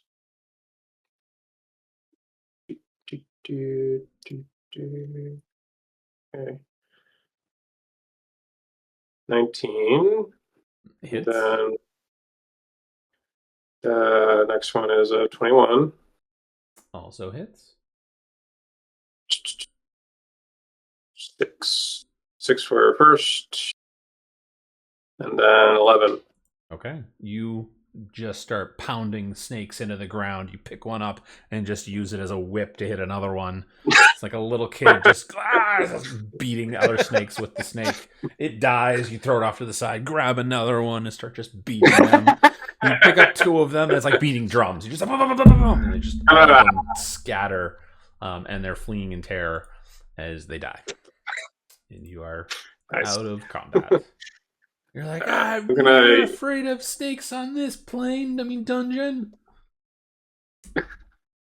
Which I'm gonna use the Hearthroot salve to do some healing. Okay. You guys don't need healing. Who cares about damage? I need healing. I'm down to 6. I can't help you with that. I have no way to heal you. Where's there it is. Boo. 1. Cool.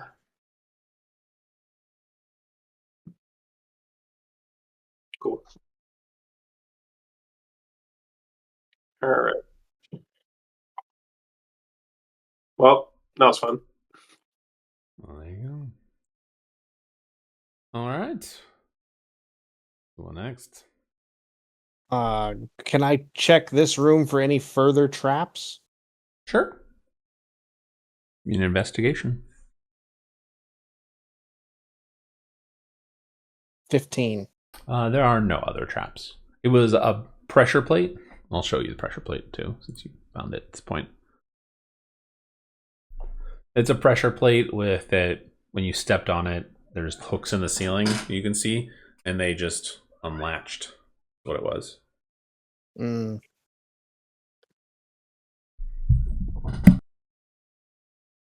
Can I investigate the stuff on the table? The green goop?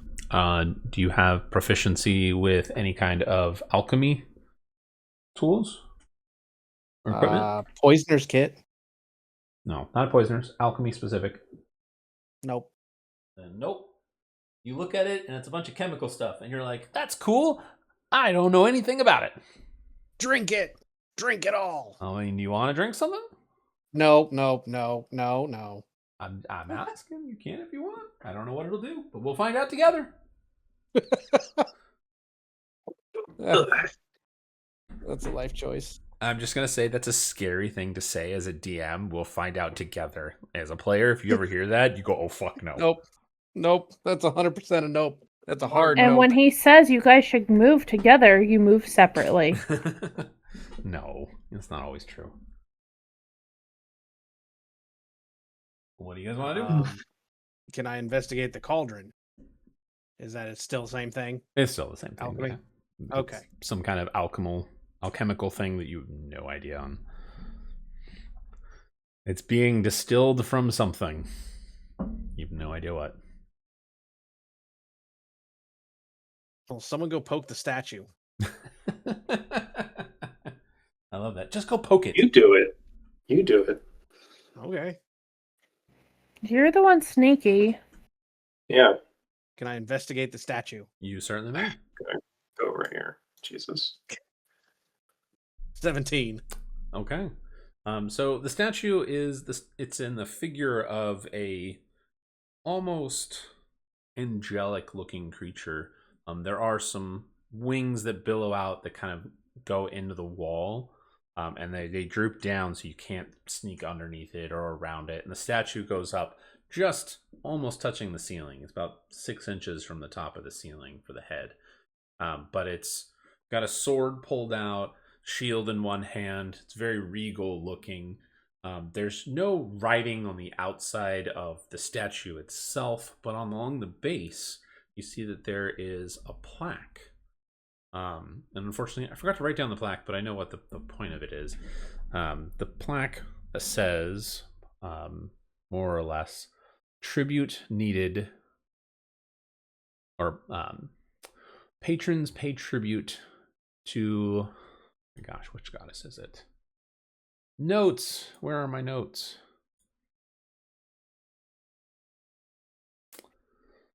To the celestial guardians of the twin moons. This is where somebody with a halfway decent religion check would come in. Aha, yeah. Yep. But they were too busy, we were told. Yes. Can I? Yeah, they don't make their own schedule, apparently. So. Can I attempt a religion check? You may, but you have disadvantage on it. Oh, perfect. Sure, it'd be a shame if somebody helped me. How come help? So. I'll get rid of that disadvantage. So. I'm helping, so Yes, he's just a straight roll with the help action. Okay. You guys basically kind of put your heads together and try and think, oh, what could it be? Big money. Come on. I can't even see that. 16. That's actually pretty good. So you realize that this is a statue to the deity, the Lunar Guardian. She is the goddess of the two moons, the twin moons of Ashion, Urvio and Sapio. Most of the time, sailors and travelers often seek her guidance under moonlight, believing that she watches over all who wander. However, there is no moonlight here, and you don't think the riddle involves moonlight specifically. Okay. Helpful. Her portfolio, just so you're aware, is moon, the stars, navigation, and dreams.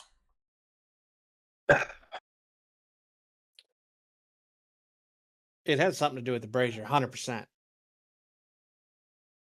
100% has something to do with that brazier. Cool.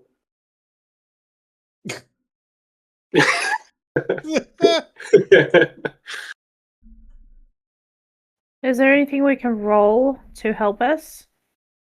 I will let you make Cethlean adjust you an intelligence roll for me here. It's going to be a pretty high roll, but you can try.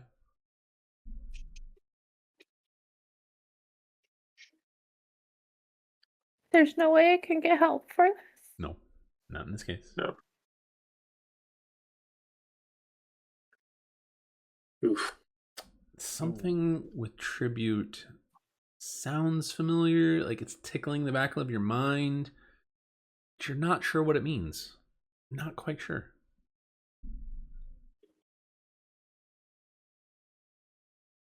None of us can do a religion check? You've already done one. You already did one. Yeah. You That have was determined who she intelligent. is and what this is a depiction of. There's nothing else to do with it that you can learn. All your religious folk are gone. One's asleep. Hey, probably. Irma, you should go rub the cauldron.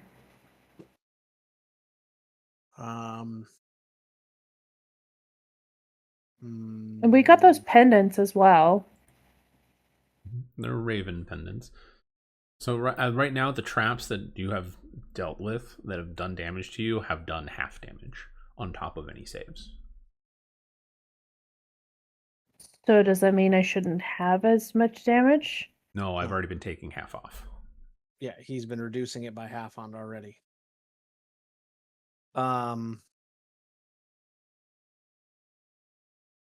Is there anything in the room that may give us a clue to what we would need tribute wise? Nope, nothing other than the brazier. I mean, you've already determined it involves something with the brazier and the statue. Yes. Maybe we should light it.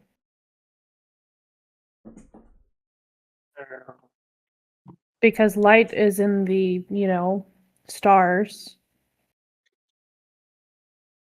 I mean, I can pour some oil in it and light it on fire. Yeah, that'll help. I mean, It's possible. I could light me on fire. No, don't That'll do help that. too, I guess. If you want to light yourself on fire, I'm not going to complain. I'm just gonna be like, okay, sure. Does that give heroic inspiration? No, not for lighting that's- yourself on fire. Oh, wait, what? Like, okay, why? but why? Why not? I mean, the- because it's weird and it's not inspirational. That's for sure. I mean, I monks mean, did it in Vietnam. I was just gonna say the monks. True. It's true. They did. And they didn't scream. They did not scream. The brazier's really clean though. That's the thing. Is like it doesn't look like it's ever been having something burn. Pry into it. See what The happens. inside of the brazier is very clean. The outside is dirty and rusted and old and been here a long time. But yeah, the inside is very clean. Can I pour some water in it? Sure. You pour some water in it and nothing happens. That checks. Okay, navigation, moon, stars.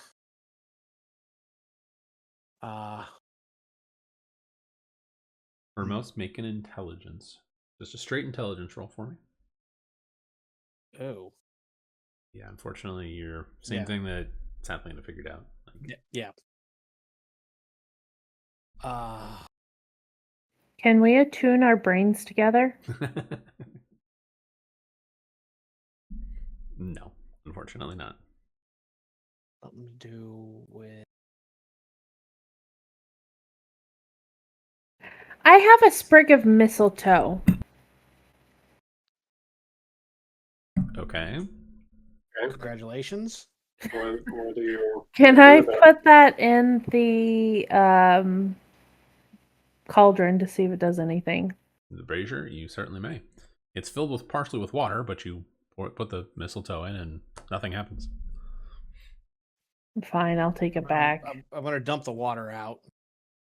Okay, so the brazier is heavy. It's bolted down. Okay, You're not so gonna be able to it's pick it heavy, up, but okay. you can certainly like I'm scoop going it to remove in. the water. Yeah, you remove the water. After I take a bath, obviously. It's not a bird bath.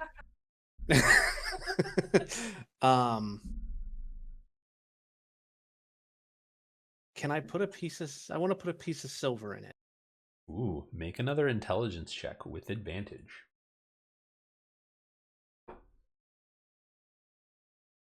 20. Dirty. You go to like take the silver piece and you're flipping it in your hand, and you remember that some of the coins in the realms have the moon and the stars on them, specifically gold coins. Gold coins have a depiction of the stars on the back, and silver coins have a depiction of the two moons on the back. Okay, so I'll put a gold piece and a silver piece in there. Nothing happens. Wait, Put a copper in there too. nope. I'm gonna take the silver piece out. Nothing happens. Put the silver piece back in. Take the gold piece out. Nothing happens. I'm gonna go over there and I'm gonna put in as well. Okay. Ooh, that's not a bad idea. Maybe we each need to put one in. One silver? One silver, one gold. Gold. Okay, so I put silver and gold in there. Nothing happens. You feel like you're missing one piece of the element. There are two moons actually on them. Two silver, one gold. So I put 2 silver, 1 gold. Two silver, one gold. Okay, I'm gonna put that in there. Okay. Yeah, You I'm watch putting that in. as Satlina puts the final piece of silver in. The coins shimmer and vanish. So mark them off on your character sheet. And the statue growls and rotates as it pans into. Oh, I gotta click it. Into initiative. Into initiative, you're all done. No! And it rotates into the wall, or slides into the wall.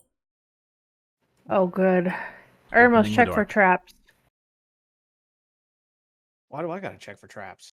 Because you found the last ones. Well, yeah, I found the last one by walking into them. I mean, you can walk into this one too. I help check. Yeah, traps, I'm gonna yes. check for traps passing through where the statue is standing. Okay, make an investigation check. 22. You don't find any traps in front of you at all. Sweet. Surprised it's not a perception. In this case, you're actively searching, so it's not a perception check. All right, so that's what you can see right off the bat. You can see to your right, it does lead around the corner and seems to lead kind of maybe back the way you came. There is another tunnel. I'm trying to point to it. I will ping it instead. Another tunnel here that leads into darkness that you can't see much further, but this is the way south. You kind of look around. You think it goes back around and maybe down the way you came, or maybe towards the way you were coming. This is probably another way of going. But in front of you, you do see that there is a large opening, and you can hear some commotion and a brighter bit of light in the room, the chamber beyond. But you can't see anything else from your vantage point. I'm gonna stealth. Hide. Yeah. I'll stealthily move right up here and check for traps. Okay. Make a stealth Okay. check for me here. Stealth first. I'm going stealth behind. 13. Not great. Stephanie, 20. Okay. Stephanie, are you trying to stealth as well, or are you just hanging back? Yes, yes, I'm going to do that over here. Okay. Make a stealth check. 20. That's a sleight of hand, but I'll take it. It's close enough. Oh, I'm sorry. They're What about- right next to each other, You so said it's it- fine. They should be the same. They're both +5, and I have proficiencies in both. Okay. Okay, so the three of you guys kind of get to these corners for you there, and I'm going to expand I'll unfog the war of the room so you can see what's in there. What you can see from your vantage point. That doesn't look promising. You see at the center of the room is a kind of a circle, a magical circle, and it describes pretty well what Felix had described for you. In the center, there's a religious kind of symbol there that seems to be protecting it, and the bunch of mushrooms around. In the center, there is a glowing set of what looks to be pieces of paper and the top half of a journal, which is what Felix had described. Like, you can see it, it's there.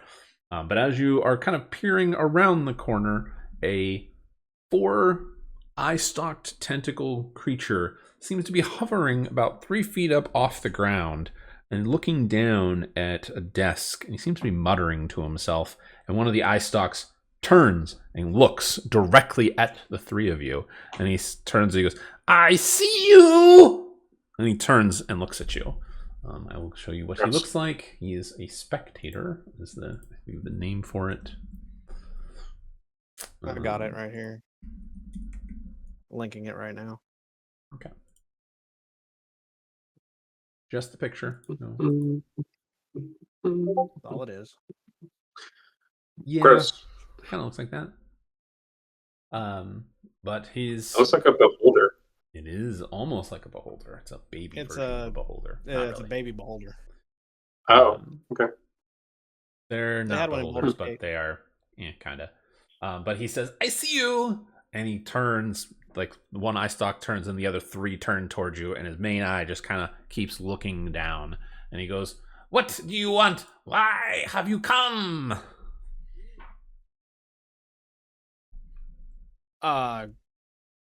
Do a little light reading.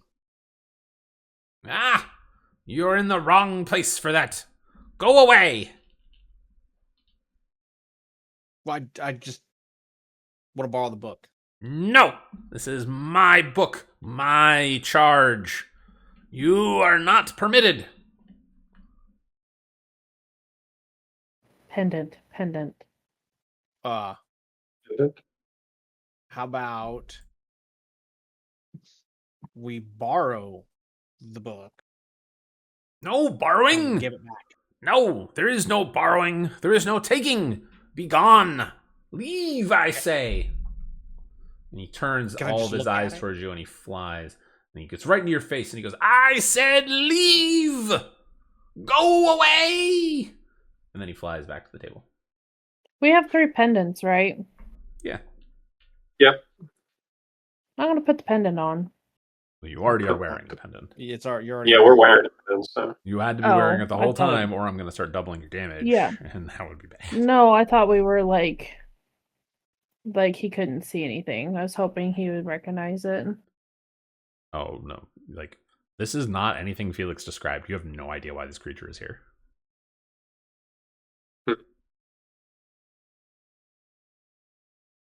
What do you guys want to do? He's telling you to leave, and he cannot take the book. Why is he being rude? Aren't they intelligent creatures? Yo, he's very intelligent. He's smarter than the average human. I mean, in his brief conversation with you, he is not dumb in any respect. No. No. I will say one thing that you've noticed, though. When he has spoken to you, it's all been in your brains. Not one of it has been out loud. It's all in your head. He rolled a net 20 to spot you, by the way. That was why he spotted you. Yeah. No wonder why. Well, when you have 5 eyeballs. I guess we can just tell him the truth that we were sent here to get said books. Pretty sure he doesn't care. Yeah, he doesn't care. Leave, I said. Are you not going to leave? Must I Hey, make hey, you? We're not in your room. You are in my cave. This is my domain. I don't see your name on it. Where's your name? What was I said um, leave. And what was the dwarf's name? Felix. Ermos, you need to make a wisdom saving throw as one of the eye stalks casts Ray of Fear upon you. Oh, that's rough. Oh. You fail. You take 5 psychic damage, and you are frightened. You run away uncontrollably. Perfect. Frightened.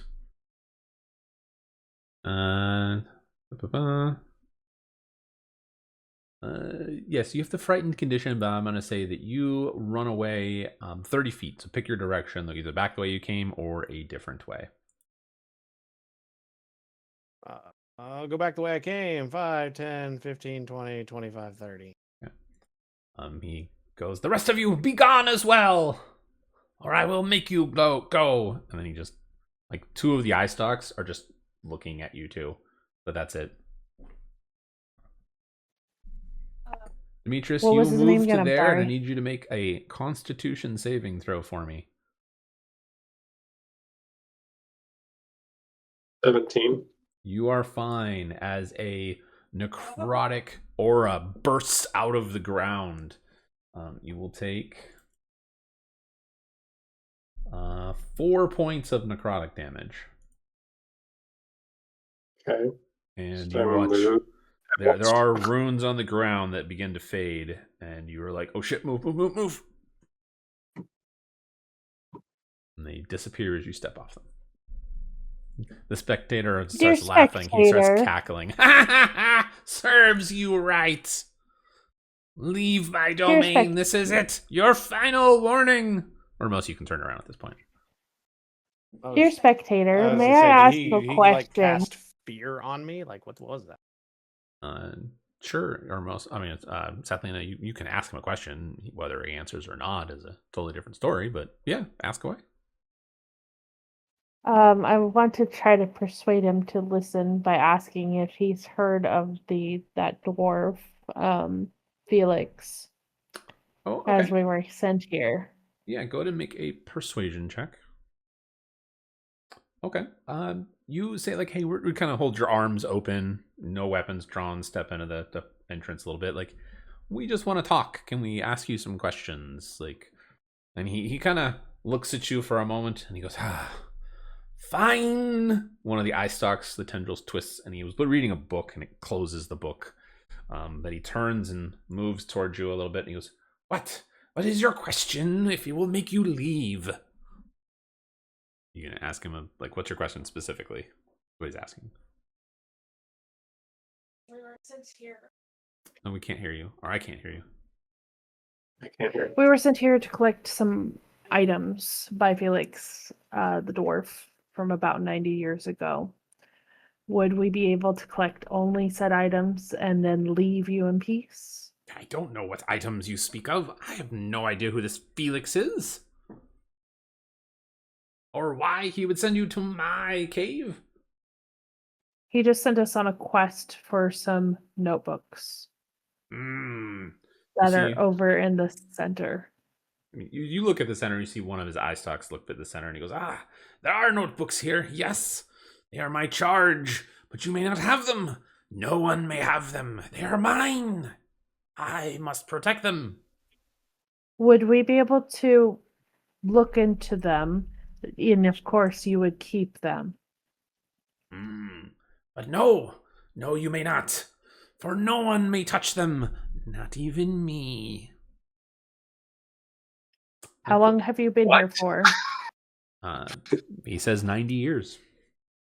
90. Oh. Or it'd be about 80 years, actually, because Felix is... Yeah, about 80. Did you request yourself to be here, or did somebody request you to protect these items? I was called here. It is my duty to protect these items, these books, these notes. They are most sacred. I must protect them. I have answered your questions. Now leave. Go. Could I try to persuade him one more time? What are you trying to persuade him? Like, he's pretty adamant I just- about leave.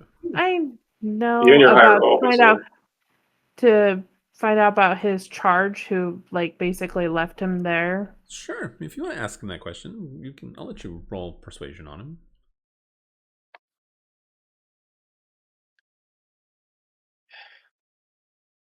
The high roll.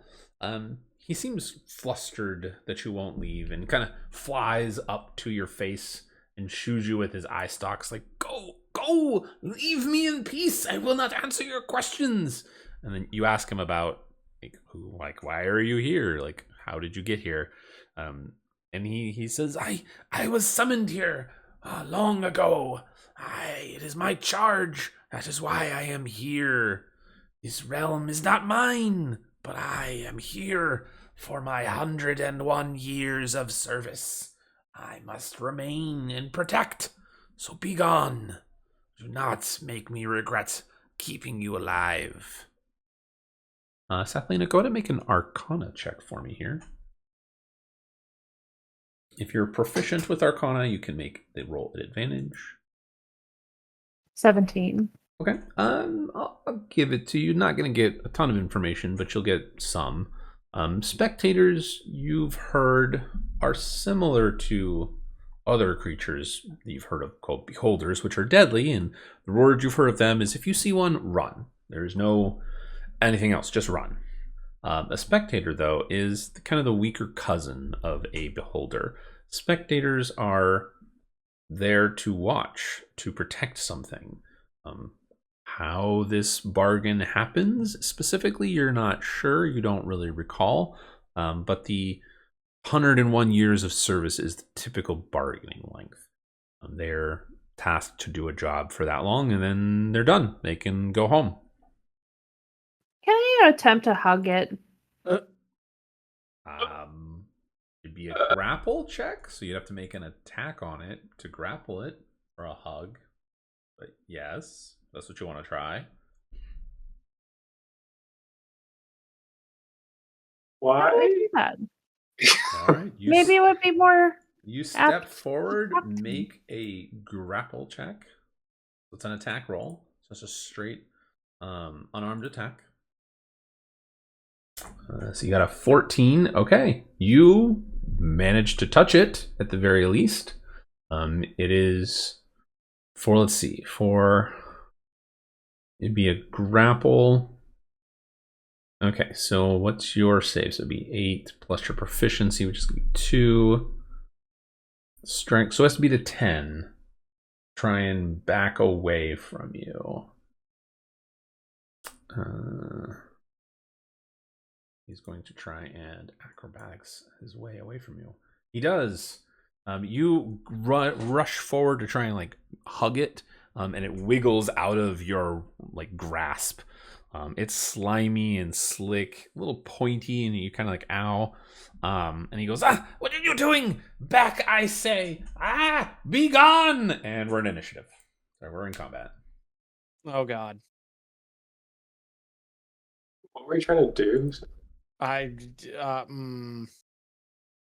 13. Oh God. 13.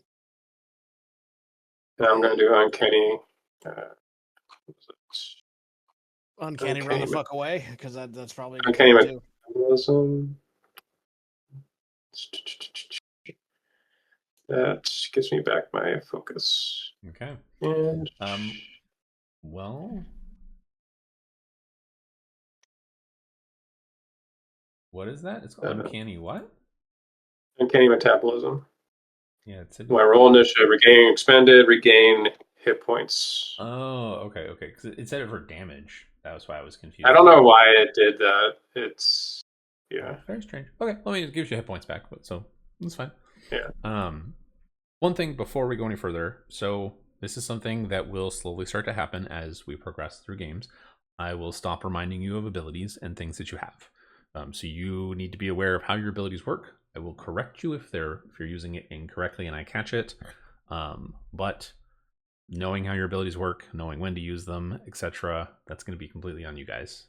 This is no hand-holding kind of thing as we go further and further. You guys will start to have so many abilities. I can't do that for you guys. That said, I will always tune encounters assuming that you have and are aware of those abilities that you have. So just be aware. Sometimes if you feel like you're being overwhelmed, you probably have something to help, or you can just run away. Running away is always an option. All right. The spectator is first. Sathlina, you right there in front of him. He is going to use he's going to use a confusion ray on you. You need to make a wisdom saving throw for me here.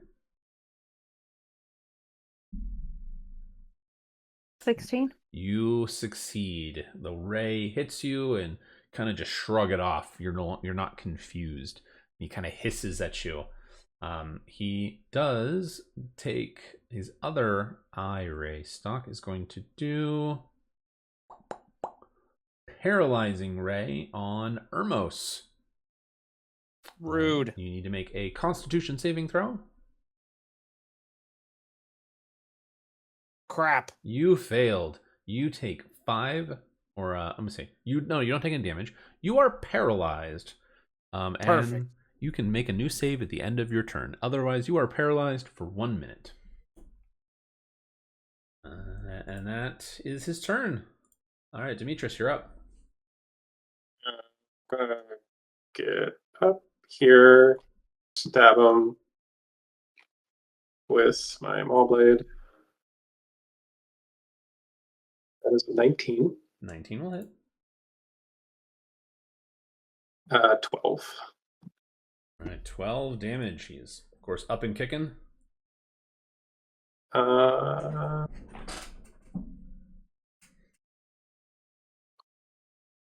Let's see. Why not? Flurry of blows. Okay, go for it.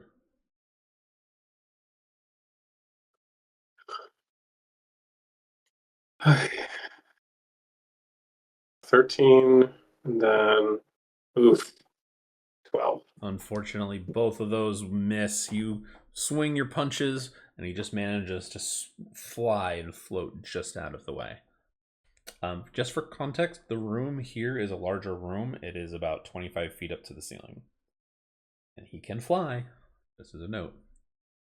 That's rude. Anything else for you? Nope. All right, Ermos, make your Constitution saving throw. Nope. You are still paralyzed. Sathlina, you are up. Right in front of you is the spectator, and Demetrius has stabbed it once, and it's hissing its bluish green blood pouring out of the wound, and it looks angry. Well, I guess what I'm going to have to do is,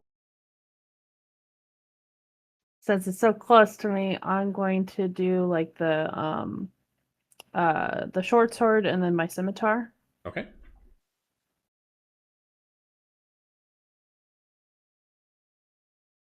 Oof. 6. No, you rolled a 1, so you lose all of your other attacks, but go ahead and roll a d20 for me here. Yikes. Don't roll a 5 or lower. You're fine. You pull out your scimitar or your short sword and you just clang it right against the stone wall next to you, and it throws off your other attack. You don't get to make any other attacks. You can still move if you want, but the creature, the spectator, would have an attack of opportunity if you move. Yeah, I'll stay so it doesn't get me. Okay. He will, looking at you, Demetrius, and saying, "Ow!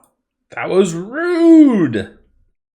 He is going to do a wounding ray at you. Go ahead and make a Constitution saving throw.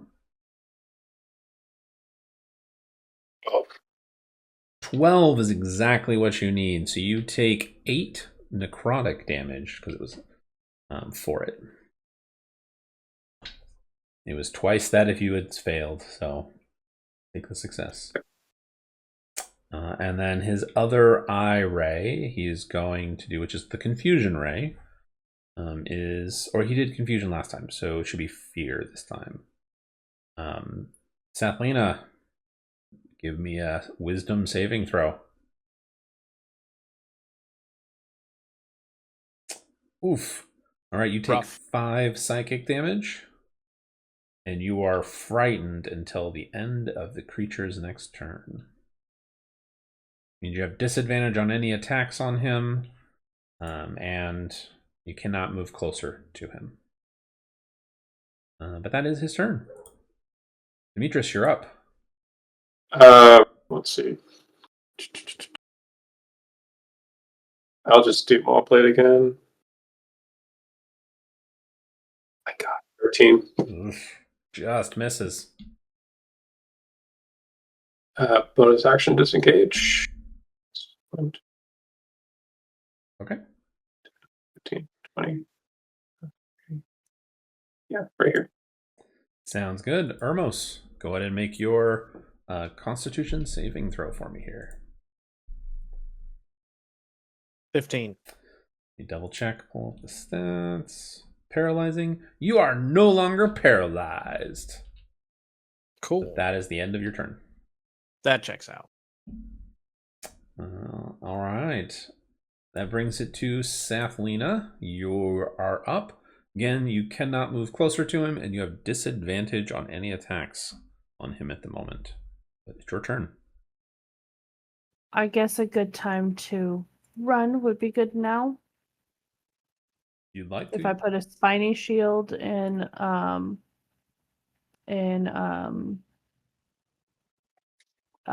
the way. So if you just want to run, it's just a disengage to prevent him from attacking. If Okay. you're going to cast a spell, you said spiny shield. It's a reaction. Okay, so yeah, I mean, he hasn't done anything. You can't. You also can't react to a reaction. Like Okay. if you're moving away without disengaging, and he, like,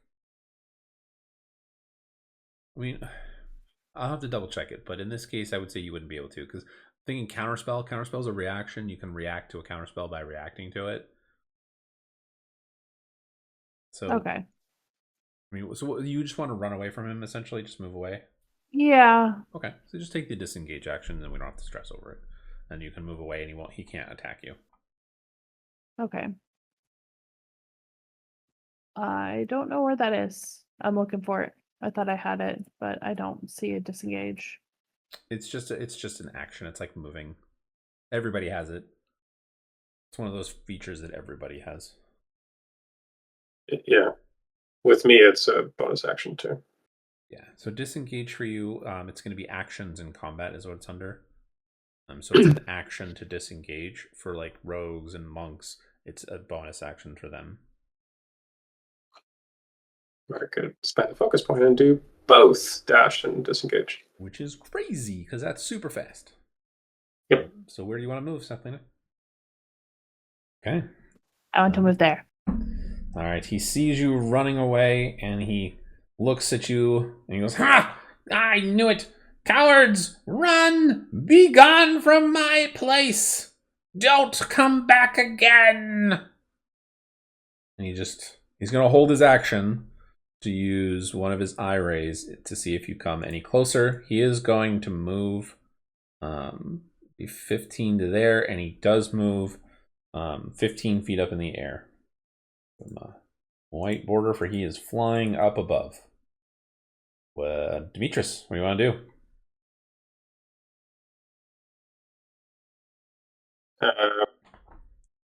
Move back because I can't do anything with that. Okay. Hermos?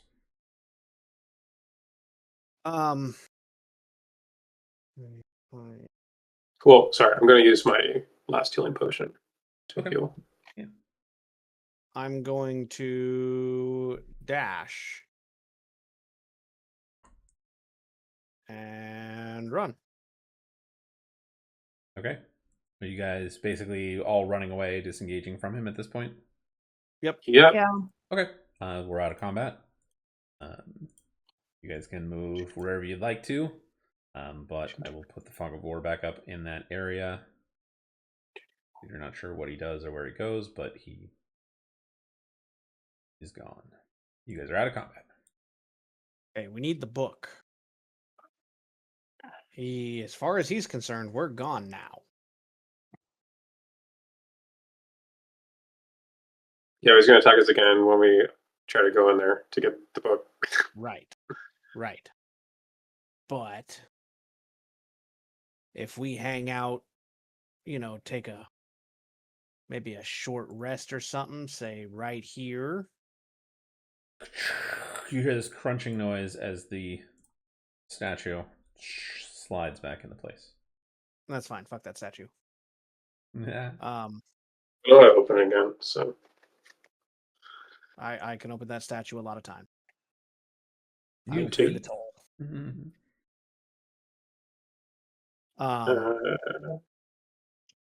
we're Yeah, technically I going mean, to short rest right now since we're like pretty there's safe right here. yeah. Statue's closed. Big pit on the other side. I vote short rest. Sure. Get some HP back. Go in, knock him down. You can try. Because I'm at 1. Or here's a thought. We short rest. We rush him, or y'all rush him. I can dash in, grab the book, get the hell out, and then we all just run. I thought that you already used it. You can move without making noise. I can move without making noise. That doesn't make me unseen. Can you Well, if do you're this? Once stealth, a day. if you like It's a once stealth. So. Yeah, it'd be once a day thing. It just basically what it does. It gives Oh, me it's once a day. advantage. Yeah, it's just advantage on stealth rolls. Well, I'm definitely Yeah, short rest. So, yes. yes. Okay. I need I'm one fine of with it. you to roll a d20 for me here. 1d20. Rolling. 7. Okay. You are fine. You can take a short rest. Nope, you said long rest. No, I didn't. I said I heard short. I I heard it. almost said long, but I corrected myself. Doesn't matter for me because I get all my points back. My focus points. Do it. All right. I don't know. How do you do the short rest? You hit short rest. So Yeah, you hit short Two. rest, and it should give you an option to select how many dice you want to use. Yeah, it doesn't do anything for me when I select it. And then you have to click confirm. Or I should say take short rest and then confirm. Yeah, it's being D&D Beyond. It's not doing it. So, Well, for you, you have a D10. So you can roll a D10. You can roll 2 D10. I think she can roll 3. You can roll 3, but you can roll as many as you want. Right. Well, it's 1d10 plus 3. 3. So it'd be 18. So 21, 24, 27. So you'd be back at full. Because it's 1d10 plus 3 for each one. Not 3d10 plus 3. Thank you, because it was not doing anything for me. All right, so do we want to just go in there and try and clobber him, or do we want to, Hulk smash?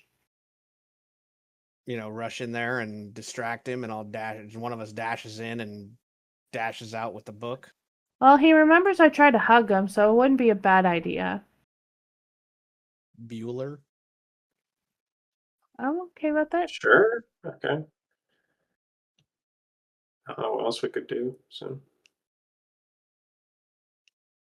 Not a whole hell lot else. So that's. I'll drop in 3 gold and 9 silver into the pot thing. Nothing happens. I will pull them back out and hand it one of the 1 gold to each person, 2 silver to each person. I'm going to place what was given to me in the pot. Nothing happens. At this point, you realize Okay. it has to come from your own gold. You can't Yeah, share. I'm gonna do it from my own. What is it? 1 gold and And 2 2 silver. 1 Two gold. silver. Yeah. There's no shortcutting it. No one can pay for everybody. It was worth a try. It is worth a try. Yes, sir. Absolutely. Absolutely. But yeah, you do that, and the statue slides off to the side again. I'm gonna stealthily move up to about right here, right where roughly right. Well, we'll go right. Oh, yeah, I should probably No, right here, stealthily. Give me a stealth. first. Oof. Fuck yeah, 11. baby. Okay. 29 and an 11. All right, Demetrius, where are you going? There. There. All right, there it is. Sathelina, what about you? What are you doing? I had a 24. I wanted to stealthily go over there to be able to ambush him. All right, put yourself in position. Okay. You guys where you want to be? Yep. Okay. You guys peer around the corner. What do you need to do? Let me roll his perception check in just a moment. Hi, Taffy. Taffy. I can technically still see them, right? Well, you have to beat their perception. You have to beat their stealth check. So you'd have to have a passive perception of like 30 for Ermos, or roll a perception check to see them because they're just like poof into the shadows. 19. Unfortunately, you don't see either of them. They're just too well hidden. You know they're somewhere in front of you, but you aren't specifically sure. So the two of you guys get up to your positions. You don't see him. He's not from where you can see. All right. Am I too far to investigate that little ring? Like if I like to where the notebook's at? I'm sitting here marking it. Fucking cursor on my. That's fine. You would absolutely need to get closer to inspect it, to investigate it. Of course I would. Okay. Closer it is. Stealthily. Am I so the ring of mushrooms is just mushrooms, right? They're just the glowing mushrooms. It is just some glowing mushrooms, as far as you can tell. Yes. Okay, so okay, that's yeah, see that phrase right there worries me. I mean, you don't. They're mushrooms. You don't know what they do or if they have any significance in this. He's suspicious by nature. He's a bird. Well, I understand that, but I'm just letting him know. Can I stealthily move up next to him? Say that. You can certainly move. Like you can move up to where you want to be in the area. I'll investigate the ring of mushrooms. And you have to get a little bit closer, do like 5 feet more. Okay. And I need to remove fog of war. You hear the specter in the mushrooms, big like group of mushrooms behind you, and he's just kind of rubbing himself against the mushrooms like a cat would. He seems to be cleaning himself in a sense. Weirdo. Doesn't seem to be aware of you at the moment. But if you want to make either an Arcana or a Religion check. Ooh.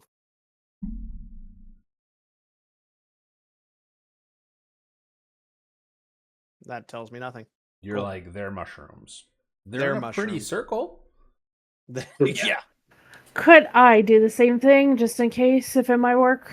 If I have any history or knowledge about it, You being have a to get ranger. closer to it. you need to get closer.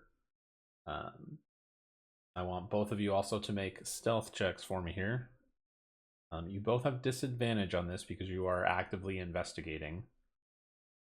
22. Oh, my dice is still spinning. Oh, God.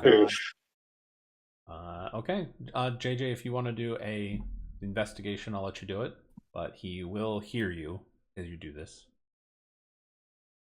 If I do it. No, you're doing it. He hears you no matter what. So you have Yeah. two options. Oh, You can either okay. do the investigation or not. Or You're up the creek already. like All right. he spots you. Investigation. Okay. You're like, this is a pretty cool thing of mushrooms, but I don't think they're natural. Well, you can tell. All right. So with that, Demetrius, are you going to move any closer? Are you going to just be where you are, just kind of waiting? Waiting. Okay. Well, Probably we're going to best be idea. in initiative as he flies up 15 feet out of the mushrooms and sees you, and is Sees like, her. well, sees her, and he says, "I told you to leave. I will kill you." So everybody roll initiative for me here. God damn it.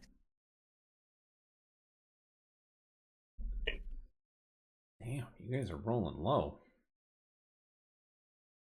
So he is 15 feet up in the air, and he moves to here. And Sathlina, he is going to do a random. Let's see which one he gets. 4. First one is a wounding ray. Make a Constitution saving throw for me here. Oh, never mind. You made it. So you would take, so it's 16 on a failure, half on a success. So you take 8 necrotic damage. And then he's going to do his other eye ray on you because you're the only one he can see at the moment. You can't do the same ray twice. Oh my God, 3 times in a row. Let's do this my choice. Go ahead and make a wisdom saving throw for me here. You make it. He tried to shoot confusion at you. You resist it. And that's his turn. All right, Demetrius, you're up. You hear the spectator shrieking at the top of his lungs that he's going to kill you all. I'm going to bonus action dash right there. Yeah. Oh wait. Stuff more. I just need to. Where am I? So that's 20 feet. So I can throw a dagger at him. Okay. I would say because he's 15 feet up in the air, you would need to move 1 space closer. I mean, you have the movement. You can certainly move closer. It's not worried about it. Well, that's in a wall though. It'll be fine. You're like against the wall. Oh, okay. Throw a dagger.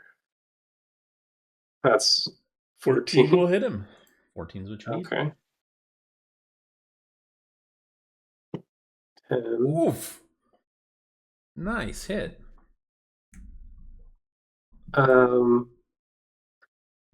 Since I used a bonus action to dash, am I still able to move? Yeah. You still have movement. Okay. You So I'm just moved, gonna like, move 50 feet.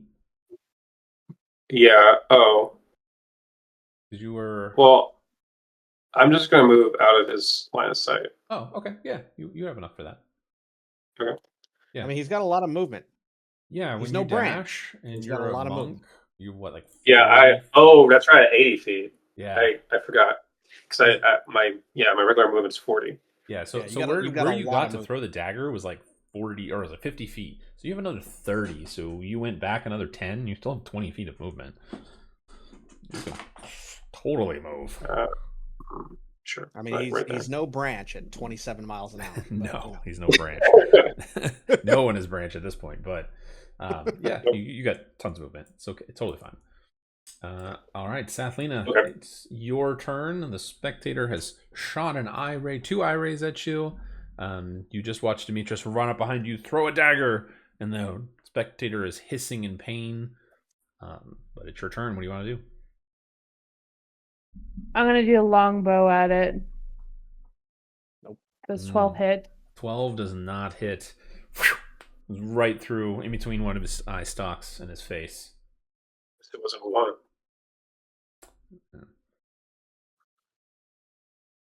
Anything else? No, I don't. I can't do Okay. anything extra. Ermos, you're up. Steady aim. Oh, I'm invisible, so it doesn't really matter. Nat 20. There we go. Okay, very nice. 13. And does that double the sneak attack as well? It does. Anything with dice. Mm-hmm. It's 27 Oh, total. Fuck. Okay. He's howling. You shoot him right in the main eye. He's like, ah! I will kill you! Ah! I'll use my bonus action to hide with a 23. Okay. Hide in the middle of the room behind a mushroom. Yeah, because that so makes technically you can't hide in the middle of the room. There, you need to physically be behind something, shadowed, another person, a wall. You can't hide, and you steady aimed. You can't move. I'm behind a mushroom. Doesn't count. The mushroom's a little tiny mushroom. Doesn't count. I'm little tiny. You're not that so small. tiny mushroom means 20 foot. Yeah. No. Oh. He is pissed at you for literally just, yeah, you were an ass for that. So he is going to immediately paralyzing ray at you. So make a Constitution saving throw. But that's rude. Don't fail. 20. You made it. Okay. You are fine. He's gonna do his fear ray on you as well. Go ahead and make that. It's a Why? wisdom saving throw. 2. You are frightened of him, and you take 5 psychic damage. That's so rude. Try not to be frightened. And then he is going to. Make sure his movement. Okay. He flies to there and howls in pain and says, "I call forth my protection! Protect me! Protect me!" And there's this armor that just shifts off the cobwebs and stands. And it just boom, in front of you guys. It is a creature right there. It's last in the initiative, though. Demetrius, you're up. You heard the shout of this creature saying, "Protect me! Protect me!" What do you want to do?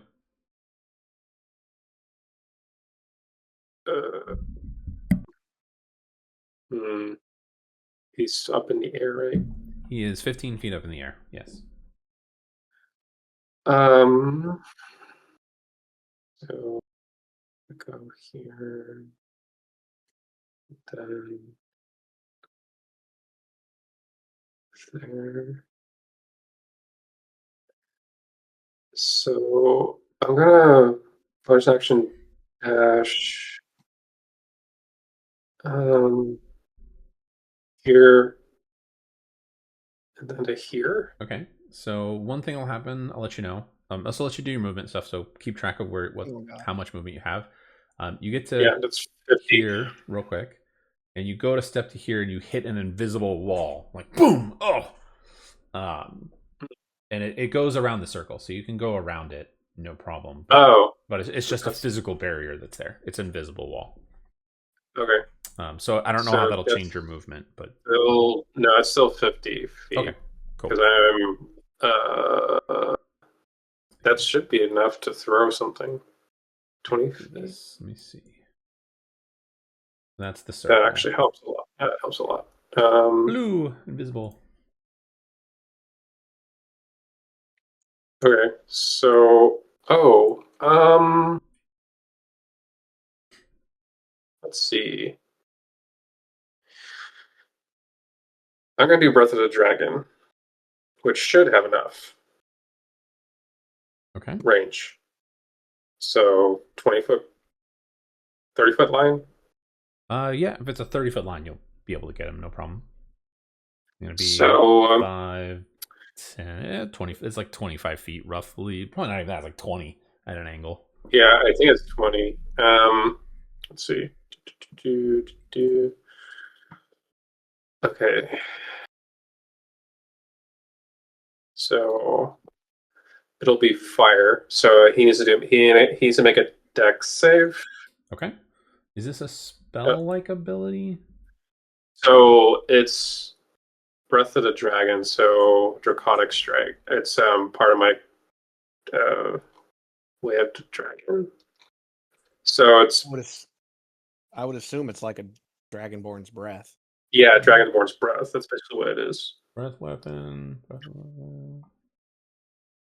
When I take action, I can replace it. I choose damage type, which we Yes. fire each creature in the area.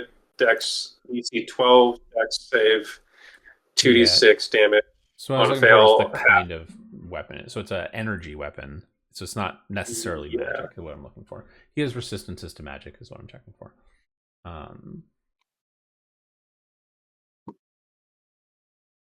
Okay.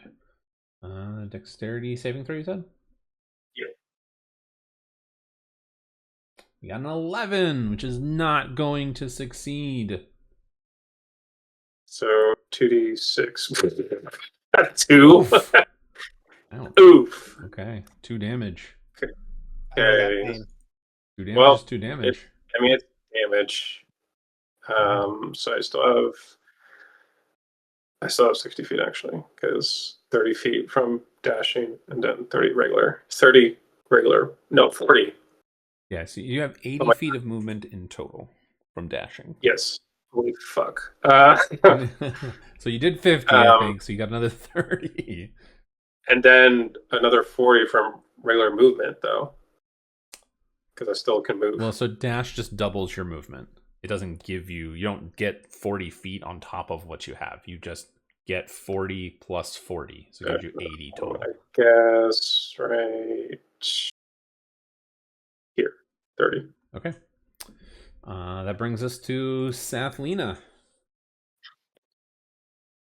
I'm going to move over here. And then I'm going to shoot at the spectator. Okay. Do you have Hunter's Mark on it? Well, I got to put that on first. Well, you're saying you're shooting first. So you're taking the shot. Hunter's Mark will be after. It won't deal the Hunter's Mark damage afterwards. So take your shot. 24 will hit. Yeah. I almost said 17. But 24 will hit. He is still alive, barely. You said you're going to put Hunter's Mark on him now, too? Are you muted? Yes, I want to do that after. I just didn't. I turned them in the wrong order. That's fine. There you go. He is marked. You going to move any further or stay where you are? I'll just stay where I'm at. All right. Ermos, you're up. What would you like to do? You are frightened of him. Cannot move I'd like closer. to stay frightened, I guess. It's just you. Oh, say no, it's not like the Constitution. That's not the parallel. Yeah. Okay. You're just frightened until the end of his next turn. Right. So I'm gonna move here, Okay. and I'm gonna take a straight roll, I guess. Are you using me as a shield? Well, it would be disadvantage because you can't move closer for one. Then you moved closer, so you have to go back. Here. And your I think I was attacks right have here, right? disadvantage on him. I think you So were. because I hit No, him you were last in front of time, me. I have it. Yeah. because I hit him last time. Yeah, well, I you're have frightened advantage of on my next him. attack. Right. But I have advantage on the next attack because I hit him. So it's a straight roll. So it's a straight roll. You're talking about Vex, correct? Yes. Okay. Make sure you guys call that out for me beforehand so that I know. Okay. Because that, like, it doesn't change what I plan, but knowing, like, don't just be like, I'm doing this because of this. Like, I need to know. Let me know what you guys did and why. The weapon attacks. Okay. Okay. So it's just a straight roll then. Yeah, Which 26 will to hit. hit for 11. All right. How do you want to kill him or banish him back to his plane of existence where he's normally from? I will put an arrow right through the big fat eyeball in his forehead. He's got that eye closed already, and you just pin his eyelid closed. And he goes, "No!" You watch as he falls towards the ground. The arrows clatter, and his body just vanishes and dissipates. As he dissipates, the helmed whore stands up and then boom, sits back down, and the energy field dissipates around, and you have access to the book. That's hilarious. The help board, like, good stuff. Too much. No, I'm not getting paid enough for this. I'm out. Nope. Oh, just shit, I'm out. All right. So yes, you can get the first part of the journal cover and some of the pages underneath for it. Yay. Is there anything else in this area? There is nothing of any immediate value. I can come up with some kind of trinkets that he had. Let me see if I had anything generally written down. Okay, so I need to do a perception check to search. No. Or investigation. You guys would have plenty of time to look around. Okay. So I'll say he has a couple of ceremonial daggers. They're dull and worn. They're more like just that ceremonial. They're not really valued much. It's just the normal cost of a dagger. There is a small bag of coins. I would say probably about 20 gold and 40 silver. It's basically his coin pouch to pay the statue. Oh, cool. And then there's a engraved brass compass. The compass doesn't point north. It just seems to randomly spin in directions. Like it'll be pointing north for one moment, and then it'll turn and point a different direction. It's almost like the magnetic part of it is not functioning right. But otherwise, there's nothing else of any real value in here whatsoever. So, divide the money pouch. Yeah, so the money pouch was 10 gold, 40 silver. Or I'm sorry, 20 gold, 40 silver. However you guys want to divide that up. And then Felix's journal is the big thing. You're still divide that by 3. It's like Cool. 6.5 gold each. Take the extra gold. I'll just take 5. I'll add 7. And then just to kind of help speed this up a little bit, what is the path you are taking to get out of here? You guys going back the way you came or trying to go the other direction? Well, do we want to keep exploring the cave? Sorry, did you say 20 gold, 40 silver? 20 Yes. gold, 40 silver. Yeah. Okay. So it'd be 5 for me, gold, and then 5 and 12 12. Okay. or 11, whatever you want to take. 12, yeah. 12. I'll put down 11 silver for me. You can have the other one. Okay. I don't really need either one, honestly. No, you don't. Maybe we can I've go got back 5 the platinum. way that is not over the spiky thing of death. Yeah, we probably shouldn't go back over the spiked pit of death. Well, I need just to check to be see if careful the with trap this is. area that has a necrotic trap. Ah, So Do I do we ping want to at all, do we or want to finish exploring the cave routes, or do we want to just get out? I would like to explore. sure? It's I getting heard that, late. Scar. I mean, it's getting late. We It is can. getting I just late. don't. Yeah, it Yeah. is. It's already 7:30. Yeah. Is there anything else in this cave, David? I mean, I'm not going to answer that. There is always something else. There's always something more. Whether you get to do it all or not is a whole nother story. You can just ask, JJ and Scar. Or, I'm sorry, Dustin and Scar. They explored a dungeon or a place and then left all the treasure. All right, let's carry on. So we need to avoid that. Can you So- tell us where the So JJ, the I'm gonna let trap you is? know you will never be able to explore everything. It's just the way Well- of D&D. That's the way Like- it works. Around here, it's like a square area. You got hit over here. Can I investigate the area? Sure. So is your guys' goal to explore the rest of the dungeon? Guess. I guess. Okay, I will Yeah, speed this up for sure. you then. At one point, between the traps that remain, you would take at least a third of whatever hit points you have left. And you encounter several other monsters, some that surprise you out of nowhere, that get you down to below half your hit points.